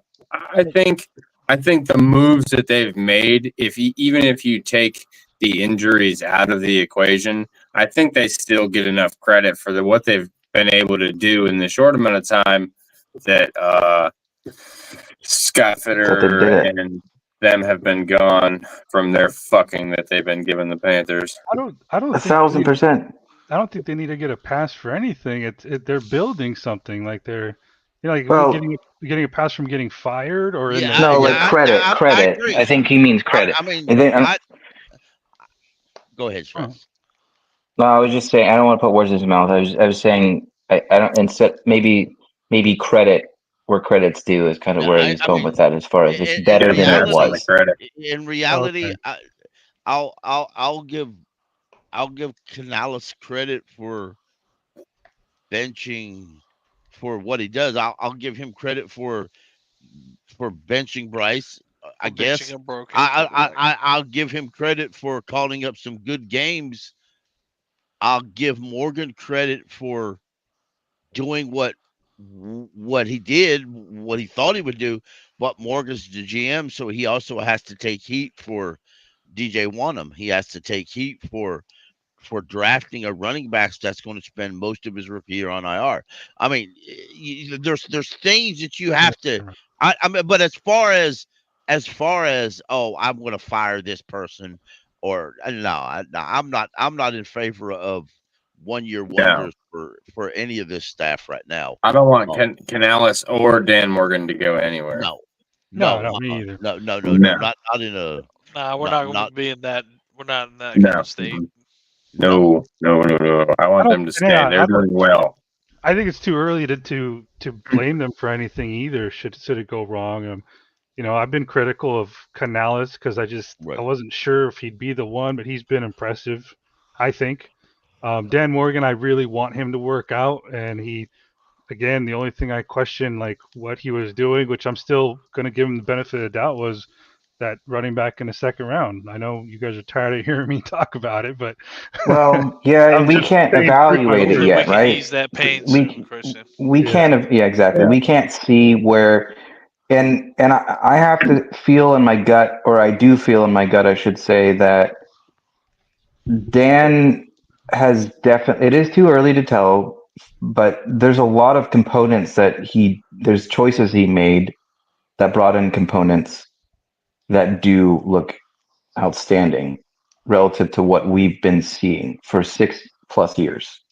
Right. So I'm giving him a benefit of the doubt on that one, that running back choice is going to pay off and might not have been what we all thought he was going to do at the time. Sure. But like if we watched that kid come out and just, light it up, then that argument is for naught, right? I mean, then there's the other side of it too, but we haven't got to that point yet to see that coin flip. Right. It'd be interesting to see this video. I mean, if that's the only downside, I mean, look at Fitterer. Look at how many things he got wrong. He devastated this team. He really did. And I hate like calling someone out and I really don't like, as I get older in life, especially, maybe when I was younger and playing a lot of video games, I was shit talk all the time. But now that I get older, I just don't see the point in doing it. And so I really don't try to do this that often. But Fitterer was absolutely awful at that position. And he kept making these trades or making these decisions that just forced us to go deeper down the hole. And a lot of it was the saddest part, which tells me he does not have what it takes to probably be a proper GM, is that effectively the deeper the hole he dug, it felt like a gambling addict. The deeper the hole he dug, he just tried to leverage more shit. And I don't know if it's completely on him or if it comes down to some of it being on Tepper, but he just tried to leverage more shit to try to dig him back out of the hole. And it never paid off. It always just made it worse. And now we're sitting on this bullshit going into this game this weekend where, if we lose this weekend and effectively we lose more games or whatever, we're giving a second round pick this year to the team we're playing this weekend for the quarterback that we have on our bench. it's wild. It's absolutely wild to see what shitty hole they dug for it. They collective. I think there's probably more than one brain in that room that did that. It's wild to see the shit that they dug us into, and the amount of undigging or getting us out of that hole from what Dan and Canales have been doing speaks volumes to what I think their potential is relative to this team and what they can do for us. So yeah, I agree. And the best way to fill a hole, Strats, is with a bulldozer. And I think we picked that up. We got Robert Hunt moving forward. He's looked fantastic in the running game. Hell, the Carolina Panthers had the best pass blocking percentage of any other team in the NFL. We're literally leading the league in pass blocking. And a guy like Robert Hunt and Damian Lewis come back this week, being healthy. The Panthers are going to be able to run the football on the Bears to some degree, at least. And as far as stopping the run, I mean, let's go back to us running the football. Chuba had over 6 yards per carry 2 weeks ago, and then last week he had 5.8 yards per carry. That bodes well for the Carolina Panthers. The Chicago Bears are looking at 3.8, I believe it was, yards per carry this season. Swift had a good week last week, but that was against a depleted Rams team. So I feel like the Carolina Panthers can stop the run like they did against the Raiders. And I feel like the Carolina Panthers are going to continue to run the ball well and be the best pass blocking offense in the NFL moving forward. So I think we're in good shape, Strats. No reason to worry whatsoever. Why are people so scared of DJ Moore this week when all I've seen are clips of Jaycee Horn ruining Devontae Adams' career? I'm not scared of him. Because he had do you think they game and he's fucking new and it's us. Do you think it's an argument I would have. I actually don't know how this works. What happens if they put Moore in such a position that they deliberately try to set it up so that JC isn't covering him? Is that possible? I'm just saying they have Keenan Allen and DJ Moore. We yes, probably won't that do happens it, all the time. JC could that happens all the time. If the Bears come out in zone isn't where JC just automatically walks over and lines up on Moore. Zone coverage is if JC's on the right side and he's in zone on the right side. And DJ Moore's on the left side, then Mike Williams will be in zone coverage on the right side against DJ Moore. We don't run man coverage. Very rarely this year do we run man coverage. We don't have the personnel or the blitzing to run man coverage. Well, what would happen? I mean, Allen is there. When I was saying, is it possible? I meant like if you flip the zones and he's on the opposite. Like, JC could play both sides, so I guess it wouldn't matter. I mean, I think, but if you schemed it up, would be the problematic part of it. Yeah, that's what I was thinking too. Yeah, if you're going across the field, yeah. Because you want Horn on the outside. That's where he's going to thrive. Then you're going to line him up against the Jamie Robbins, whoever the hell is. No, it'd probably be Troy Hill. Yeah, that would be bad. That would be bad for us. I don't know that. I don't. You know what? If DJ Moore lined up in a slot, I'm breaking zone coverage and putting somebody. I'm putting Jaycee Horn in slot. Well, that's what you do, Pickle. What is Avera going to do? Well, see, that's what I told y'all on. I told you Space the other day, and I told you on Twitter.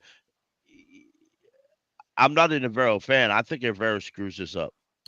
All right, and this is just completely off the cuff, right? I haven't really thought through this idea a lot, but kind of coming into the back end of the conversation is like, how do you, what do you do to beat the Bears offense with a defense that is not good? Suspect. Yeah, I think and again, I haven't thought this through, but if I'm selling out against the run, and I'm saying this is making Caleb Williams beat us with his arm fast.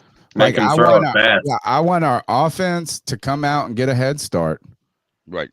I mean, I'm taking the ball on the coin flip. I'm trying to, get ahead. And then I think the way is to say this is that we're going to make the unknown factor beat us. Now that could be a terrible thing because if he does beat us, then it would be a dagger in the hearts of all of us. But that's what I would dare him. I would dare the Bears to be like, yo, this is Caleb Williams' game. Well, who do you trust more? I feel like it comes down to, do you think Dalton is going to have more consistency and accuracy and that kind of thing? Or do you think Caleb Williams is going to, with his, 4 games of NFL? Depends on how the defense goes. So far this season, I agree. Take Andy. So far this season, Caleb Williams, if he has to throw the ball deep, his accuracy's been bad. And now this is according to the NFL XM radio guys. His accuracy's been really bad. The Panthers for the Panthers to win, stop the run, and make Caleb Williams throw the ball deep to beat you, because he can't do it, or he has the arm strength, but his accuracy's not there. Again, he's good at scripted plays. If the offensive script certain plays, he's good with it. Once he has to make up those plays on his own, it goes to hell in a handbasket. Which I want to see a lot of wild superpower, which was supposed to be a superpower, was off script, just like Bryce. I want to see a lot of wild blitzes up the middle that force him out of the pocket and make him make decisions on the run. I think that's how we beat Caleb Williams, is put pressure on him. Isn't it amazing how off script in college doesn't translate to the NFL? Yeah, not really. No, it makes a lot of sense actually when you think. And not amazing. That's Scott. It makes a whole lot of sense. I mean, check this out. Being facetious. What percentage of here? Well, okay, all right, fair enough. I mean, Cam Newton and Lamar Jackson are 2 different guys, but they're anomalies. Well, the Bears have beaten teams this year, but they haven't beaten them with Caleb Williams marching them down the field and doing it. See, Tony, I agree with you. They've done it on defense. They've done it. He's had a moment where he hasn't looked bad. I'm telling you, the way we go in there and we try to we say this is all on that rookie kid, all of the pressure that we put on Bryce. Let's put on that motherfucker down 10 points. Well, and here's the other thing: the run up, no more. We would have won that game this past weekend if we had that first touchdown. I genuinely think it did 2 things for us negatively. One, you didn't get those early points on the board on your first scoring drive. You got down to the fucking 1-yard line and you couldn't get it. And 2, it fucks with your momentum going in like that. And Andy, this is why I said what I said earlier when you asked me the question about Andy, because he came back from that. Even after the pick, he kind of came back he came back in the game playing, but also like immediately after those things kind of shut down on an offensive drive, he went over to his dudes and was like, we're going to fucking go back out there and we're going to get a fucking touchdown. Like, he was deliberate about it. And he didn't say it once. He went down, he made sure every single one of them heard it. So I think this game comes down to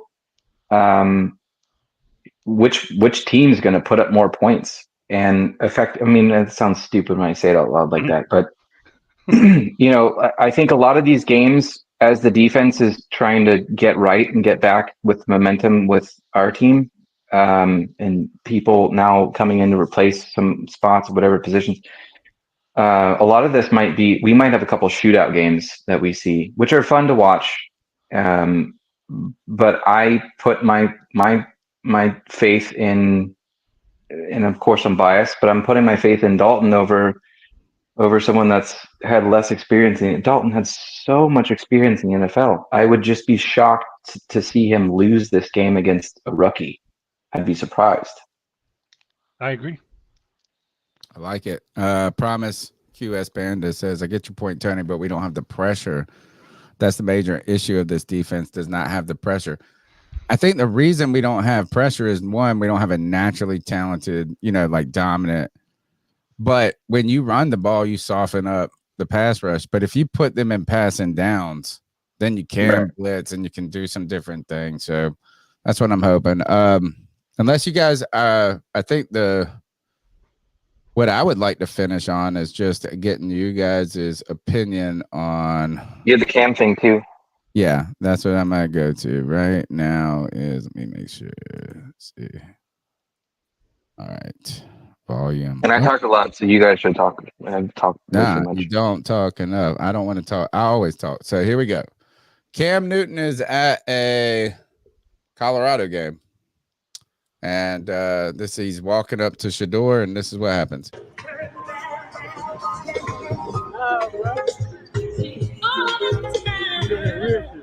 Weird? You know what she did, bro. We're gonna talk.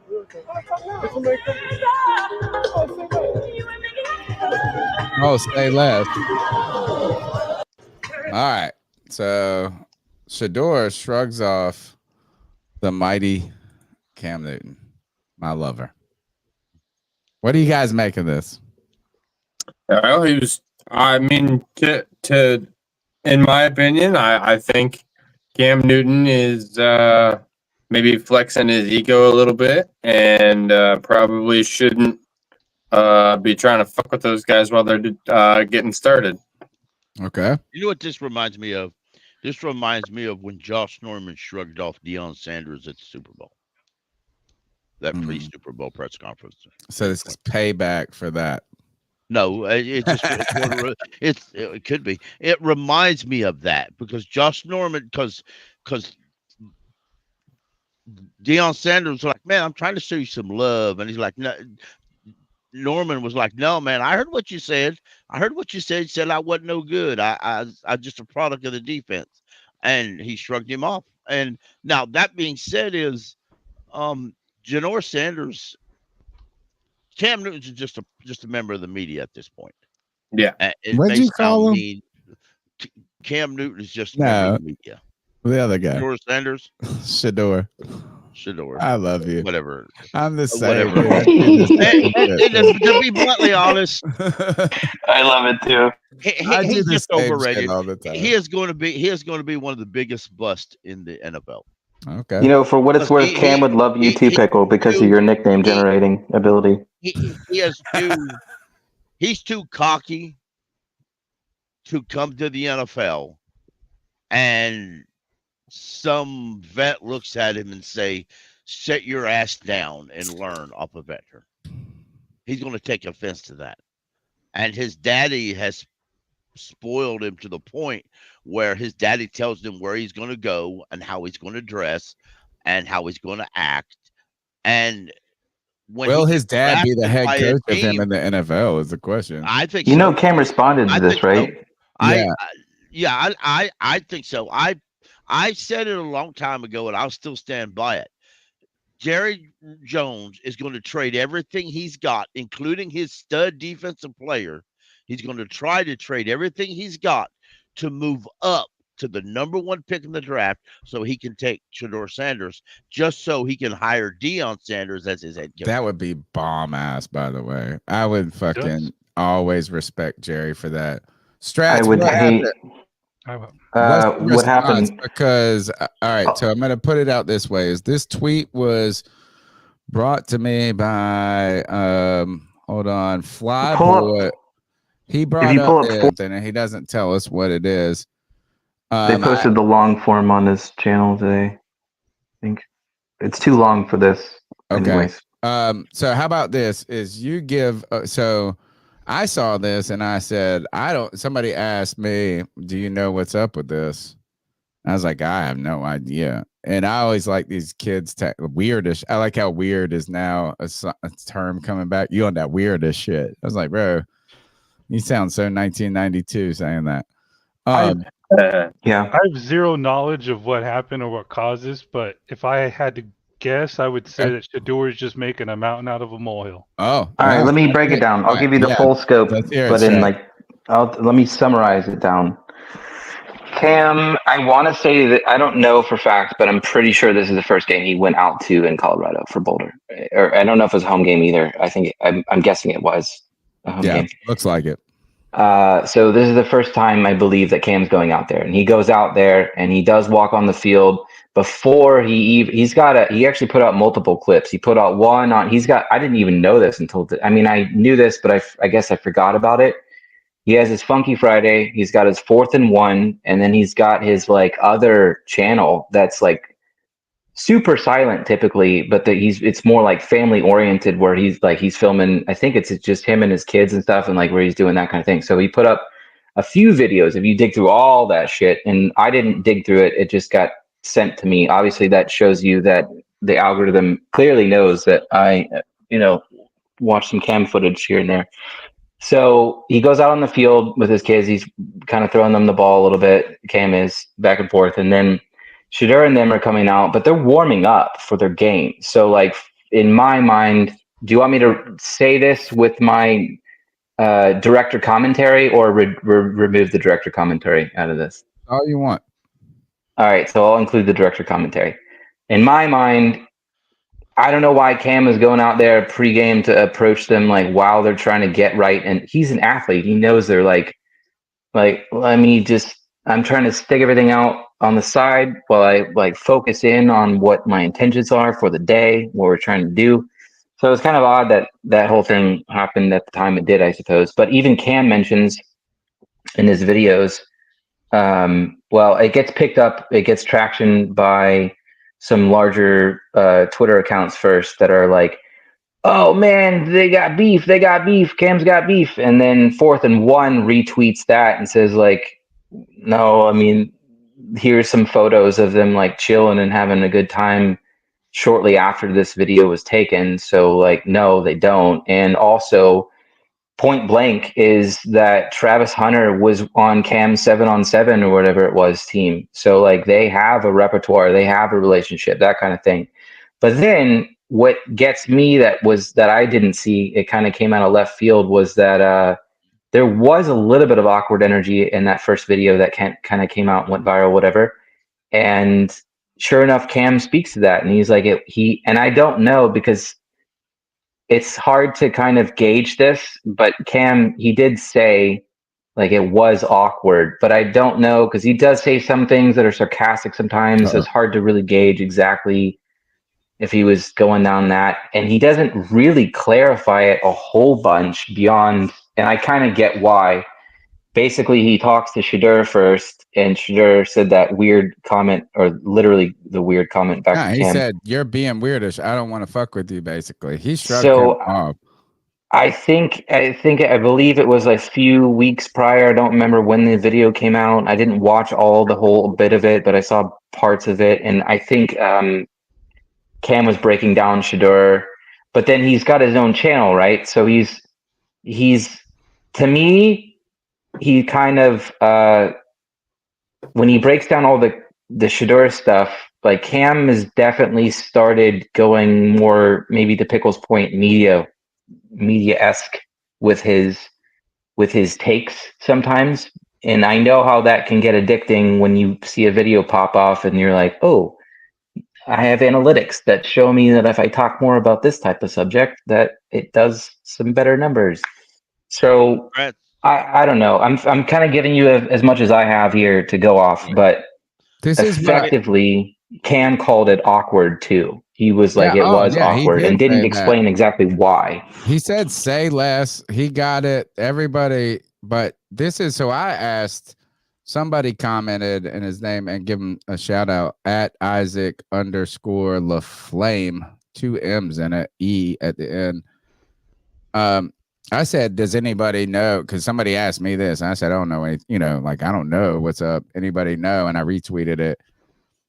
He said that Cam had made some comments on his podcast a few, earlier, right, about Shedeur, and then that's what he let. I said, well, what are the specifics? Here was his response, and I thought this might be a good insight. He said his co-host said he saw similarities between Shedeur and Cam.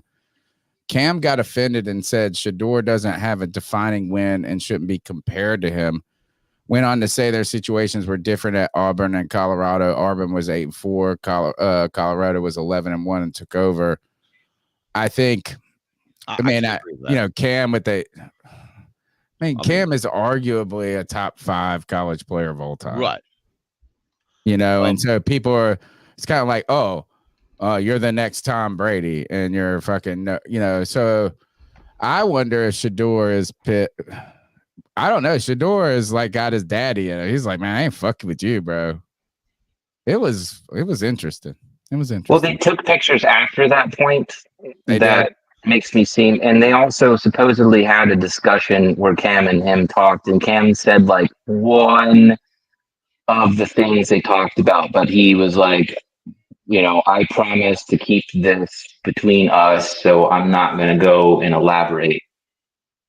Right. Can I ask y'all a question? Let me ask you this. If Shador, is that what you call him, Shador? Whatever. Nah, we call him Janis Joplin. What'd you call him? No, it is Shador, yeah. Mr. Sanders. Yeah. If he has issues with what Cam Newton said on a podcast, how do you think he's going to handle the NFL media if he gets drafted by the Giants?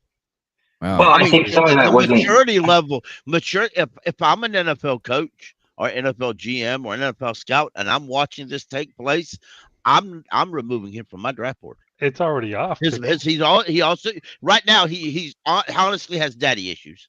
He doesn't have daddy issues. He's been raised by the most fucking bombastic person in the history of the world. His daddy tells him that he ain't going here, he ain't going here, he ain't going here. So now he got media issues. Somebody says something negative about him, he gonna cry about it.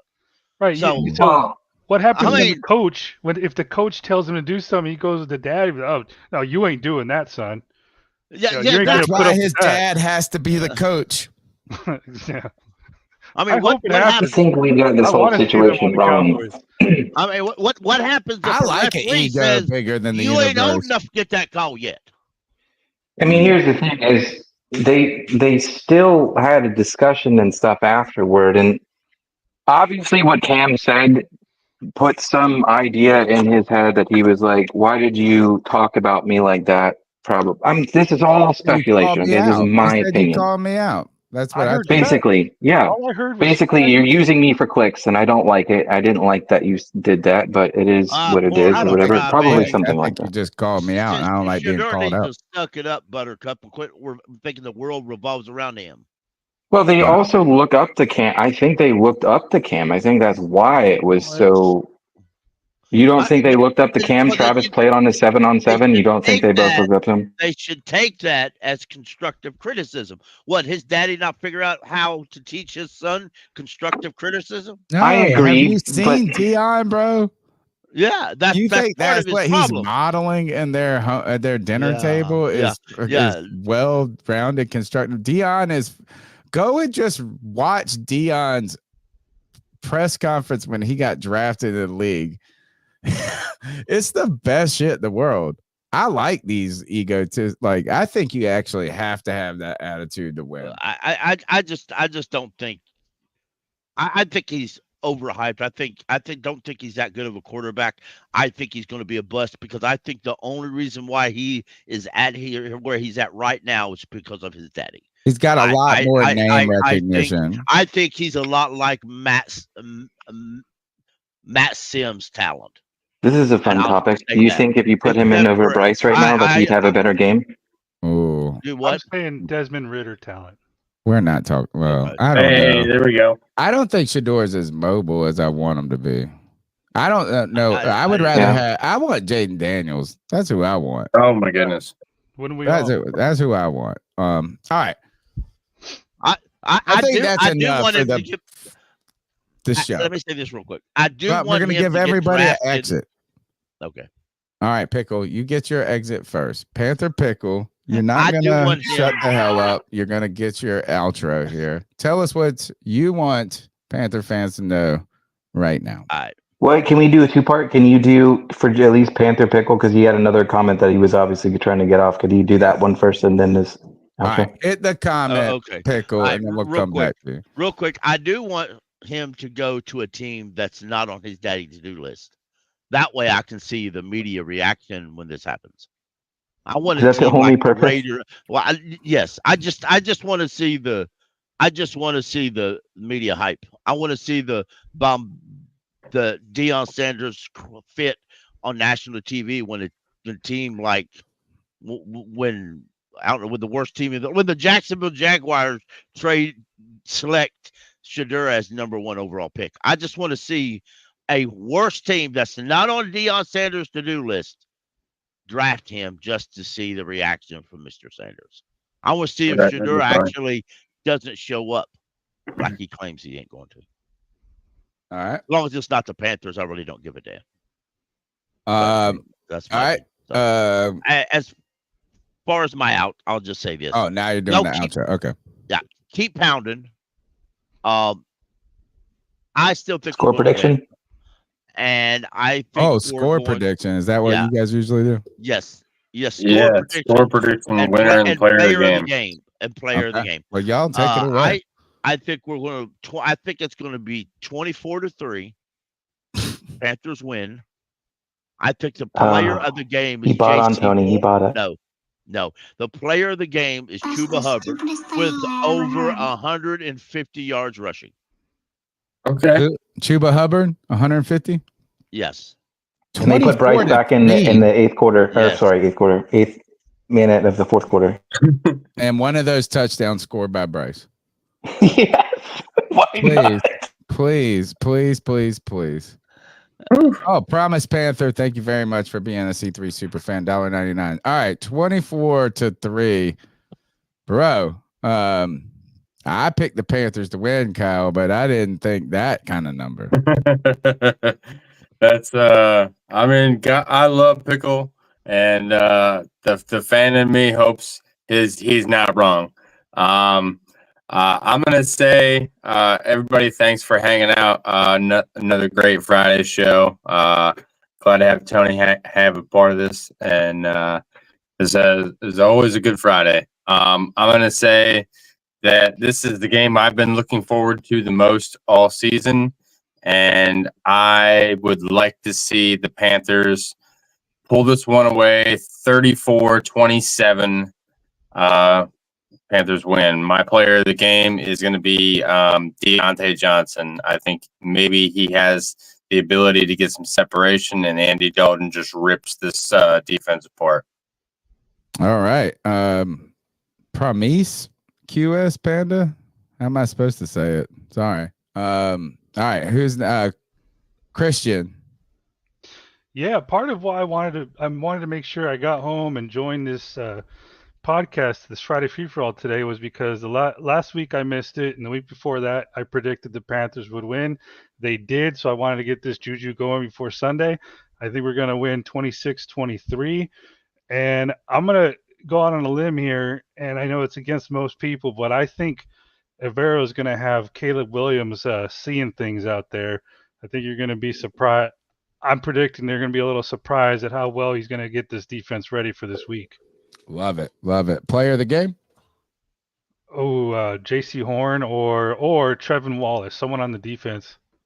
All right, like it. Tony, can I interrupt to say something about Bat Daddy? He just posted that his daughter won homecoming queen on her mom's 40th birthday. Oh man, his daughter is a knockout too, and I'm not saying about like she's a talented painter. All of this, God bless that family right now.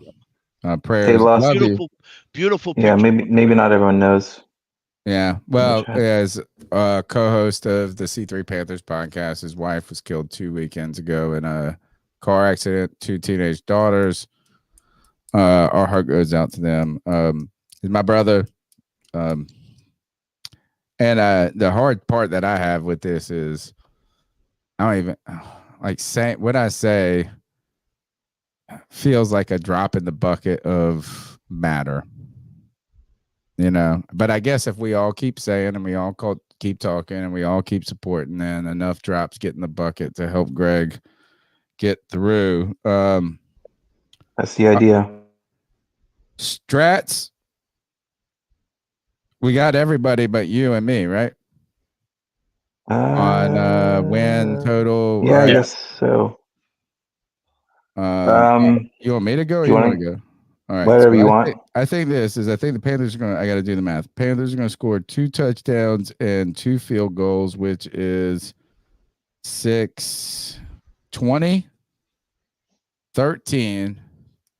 Carolina Panthers. Player of the game, Bryce Young. Final touchdown. Andy Dalton.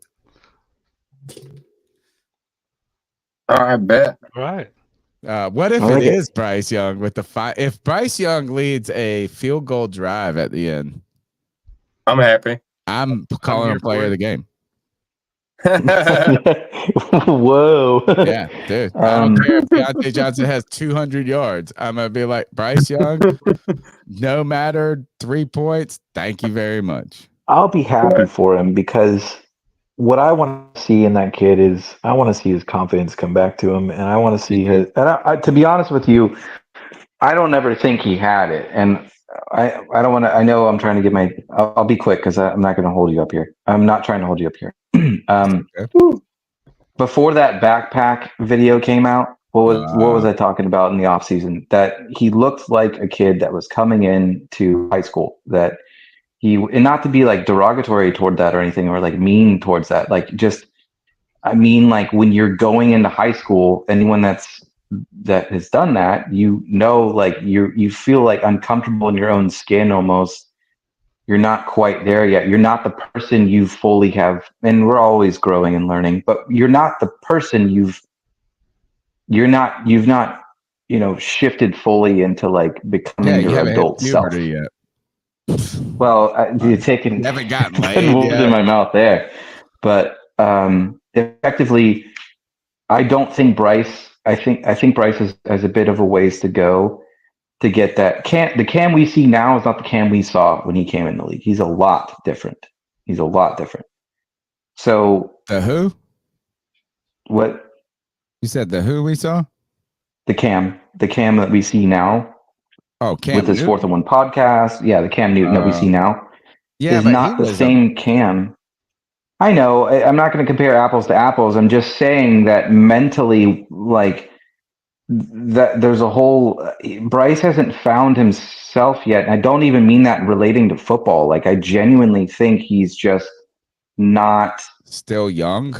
I think he's too young still. I think he's not comfortable in his own skin just yet. And I think that shows in the way that his demeanor is, where he's really reserved, because I'm really reserved, but I can be not reserved at times when I know I need to step up and I need to have some type of leadership backbone and be vocal and be around people. And so I think he's just growing as a fucking person, not just a football player, like literally just as a person. I'm 42 and still trying to become an adult. Well, see, that's what I'm saying is like, it's always a constant thing, but you get to a certain level that you're like, okay, now I know who I am in my own body. I know. Yeah. And I don't think he's there yet with that. So I'm going off the topic of things. My prediction with this game is that I think Andy has this confidence in him that he knows, like, listen, I've been in this league for a while, kid. This is going to be my moment today. And I'm going to not just make it my moment. I'm going to raise everyone up around me. I'm going to get this shit locked down. We're going to be scoring points. So I hope you guys are ready for that. What I don't know is I don't follow the Bears, so I don't know how well they're, other than the shit posts that they post on all of our constant X posts to shun us of the trade. I don't know how well their defense is going to do against our offense. But I would think that the battle works out in our favor. And I think Andy has more tricks up his sleeve, so to speak, or more tools on his tool belt. We're so losing. Every single person picked the Panthers to win on this. No, you're right. I think we win this game. I do think we win this game. In our hearts. Oh yeah, dude. I would tell you if I didn't think we'd win. I think we're gonna win. Oh my goodness, you're picking with your. I'll pick a realistic score. Let's see here. 34-3. Let's start with the Bears. They throw at least let's say they throw 2 touchdowns, and is the run game good? I don't even know. Is the run game good? Yeah. Well, Swift. Really, their defense was good and last special week. teams has been killing it. Have they been running more touchdowns or throwing more touchdowns? I'll tell you. Well, they have Swift and Roshan Johnson, and they combined for almost 20 fantasy points. Well, that I don't care about. I don't mind the fantasy. No, we're gonna get to yards hold and on. I'm touchdowns, going you know, to right? NFL.com. It keeps dragging this out. Thank you for dragging. Look, I'm gonna find this. I know. I'm sorry. I'm 5 minutes in Okay. right No, now. I want to know this now. Team stats. This is what we do to Cody, Tony. So Literally. No. Hey, so while you guys do that, can I just say a thank you to Tony? I ain't trying to kiss ass, but Yeah, every thank you, time- Tony. You guys, thank you, and Cody as well. It just And it always CK feels last it feels week. like it Yeah, feels like last you guys. week. It feels like you guys Week do this before for last. Go us, ahead. and Oh yeah, we I've had a definitely. shitty week, man. So it was nice to get on and talk some Panther football. So Hell yeah. thank you. Well, man, look, if I can look, I've just made friends up here. All I've done is made friends with you guys. Let me see when it comes to. All right, actually, I'm gonna let you guys help me interpret this because I want to talk. I need to put that Dion shit back up because I still can't believe Pickle asking fucking Shador to be, or Janice Joplin as he calls her, to be humble when anyway. All right, so here are Russian leader team by team rushing yards. Ravens, Packers, Commanders, Eagles, Saints, but where are the Bears? The Panthers. Holy shit, the Bears don't even run the ball good. Good.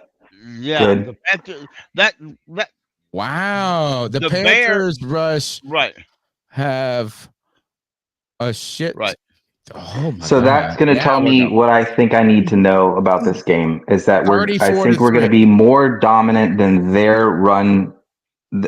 Our run system will be more dominant than their run system. And our passing game, I can't flipping imagine it being worse than theirs. So I'm going to say we win this. And I'll say if the pieces align just right, this could be that game that we spoke about, Tony, where we do maybe get a big lead, and we do get to see maybe Bryce come back in at the end for some ending of the game. Mark it down. That's not possible. It's not impossible. Saving the trade. Christian, that comment that you made or just that interlude really meant a lot. Because yeah, I mean, look, we just do this to hang out and have fun, and the brotherhood of people. And look, man, just to speak on this is I have met Greg 2 times in person. Right. But he's like a brother of mine. The second time I ever met him is when I went to the wake or the view. I don't know the proper term, the viewing for his wife, which was last weekend, right? And this is not a knock on. This is not like a clap for Tony moment.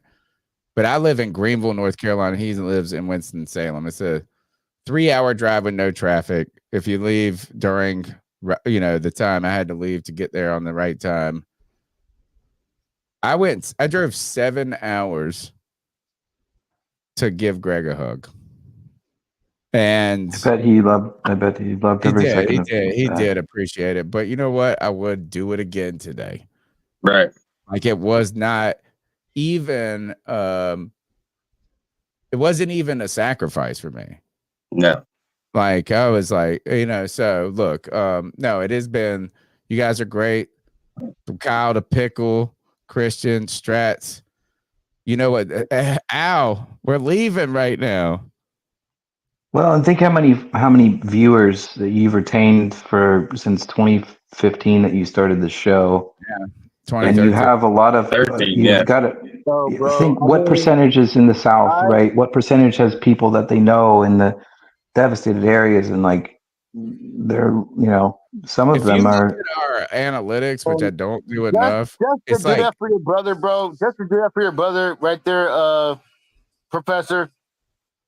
Yeah, Al. Yeah, man. Come on in, bro. Your brother, bro. Just to do that for your brother, bro. No. Just to do that for your brother, bro. I mean, 3 hours. I mean, and then plus that's something that's a life changing thing right there, bro. That's not no play. type bullshit, bro. No. That's Man, not it's the least I can do for somebody. You know what I'm saying? Like, and I don't know, and it's not a look. Is I just can't imagine if I was that person going through that. I would go crazy. I'll be on my fucking mind, bro. I'll be on my fucking mind, bro. I got you, bro. All right, Al, we're getting out of here. So you got this. You got 1 moment to say this. Is you got your pick, your score. Cal, tell them player of the game. Your final score, player of the game. We're playing what the Bears. Bears. Yeah, we're gonna win 25-7. Right. There you go. We're getting 25 minutes. Bryce is going to come in, throw a touchdown, and go for 2 and save his career. Bryce is going to come in. No. Fumble the ball, and then the Panthers are going to attack the guy just so the Bears could get 3 points. All right, who's your player of the game, Al? My player of the game is going to be Deontay Johnson. Yeah. That was the one I want to go with. He's actually my favorite player on this team right now. One of, yes, sir. All right. Al, you caught us on the back end. Yeah, I got you, bro. We're about to get out of here. I do want to put this picture up of Dion real quick. Is overrated. Overrated? Bullshit. This motherfucker was. Come on, Pickle. He came in. Let's all pause. After all the bad mouthing I did earlier, you don't think I'm going to highlight him now, do you? Pickle. He came in to the NFL and scored a touchdown. Okay. And a week later went to MLB and then scored a home run. So there's no way. Hey, you know what? Yeah, we're about to get fired up at the end here. I tell you what, all of y'all, get the hell up. No, Pickle. Here's the thing. Pickle. Come on now. This guy, the picture right here, that guy earned it. Pickle. The only thing you should be saying is he was fucking scared to get his head mucked up. No, but this guy right here wearing his glasses in that picture with that swag, he earned it. On his own. He didn't have his daddy coaching him. Dude, look at the caption. The caption in this Instagram post says this, and this is from NFL. Does Dion still have the best draft day fit? I want Shador, and I don't think he will do it. Why not Cam to weigh in? Nah, he can't do it like his daddy did it, dude. What if he wore this outfit? What if he wore the same fit? Shador came in like that. I mean, that would be hilarious. I mean, that'd be pretty cool. You got to do it like in platinum. Be hilarious, dude. I'm just listen. This family gets a lot of shit, but to be honest with you, like Dion played 2 major league sports at the same fucking time. Exactly. And very few athletes did that. And not only did he not done yet. Not only did he fucking play them, but he balled out in just a single start. Like 1 week, he did that shit. We have to give him some flowers for that one. We got to. Dude, he's a fucking Hall of Famer. He's a GOAT. He's a legend. But man, Bo Jackson, fucking degenerative hip. That's the guy. That's the guy running up the wall, breaking baseball bats over his head, crushing 30 home runs. He should have been, Professor. He should have been. If he wouldn't have got tackled from behind and pulled his hip out of joint, he would have been arguably. How many Super Bowl rings you got? Who? That's not a measurement of your own success. It's a measurement of team success, and there's lots of variables in there. Enough. We getting the hell out of here, guys. He won what do you call it? Pennant League, or he won what's the championship for the baseball called? He won that. Shador ain't no Dion, but he has his. Listen, I wish all of you. Nobody said that. I wish all of you a wonderful weekend, unless you're unless you're Atlanta Oh my God, I can't say words. Atlanta fans, Saints fans, or Bucks fans. I still wish you a wonderful week. I just don't wish your team to do well. So, the purple people, you heard their answers. Dad is shutting this shit down. I think this is how Cody does it.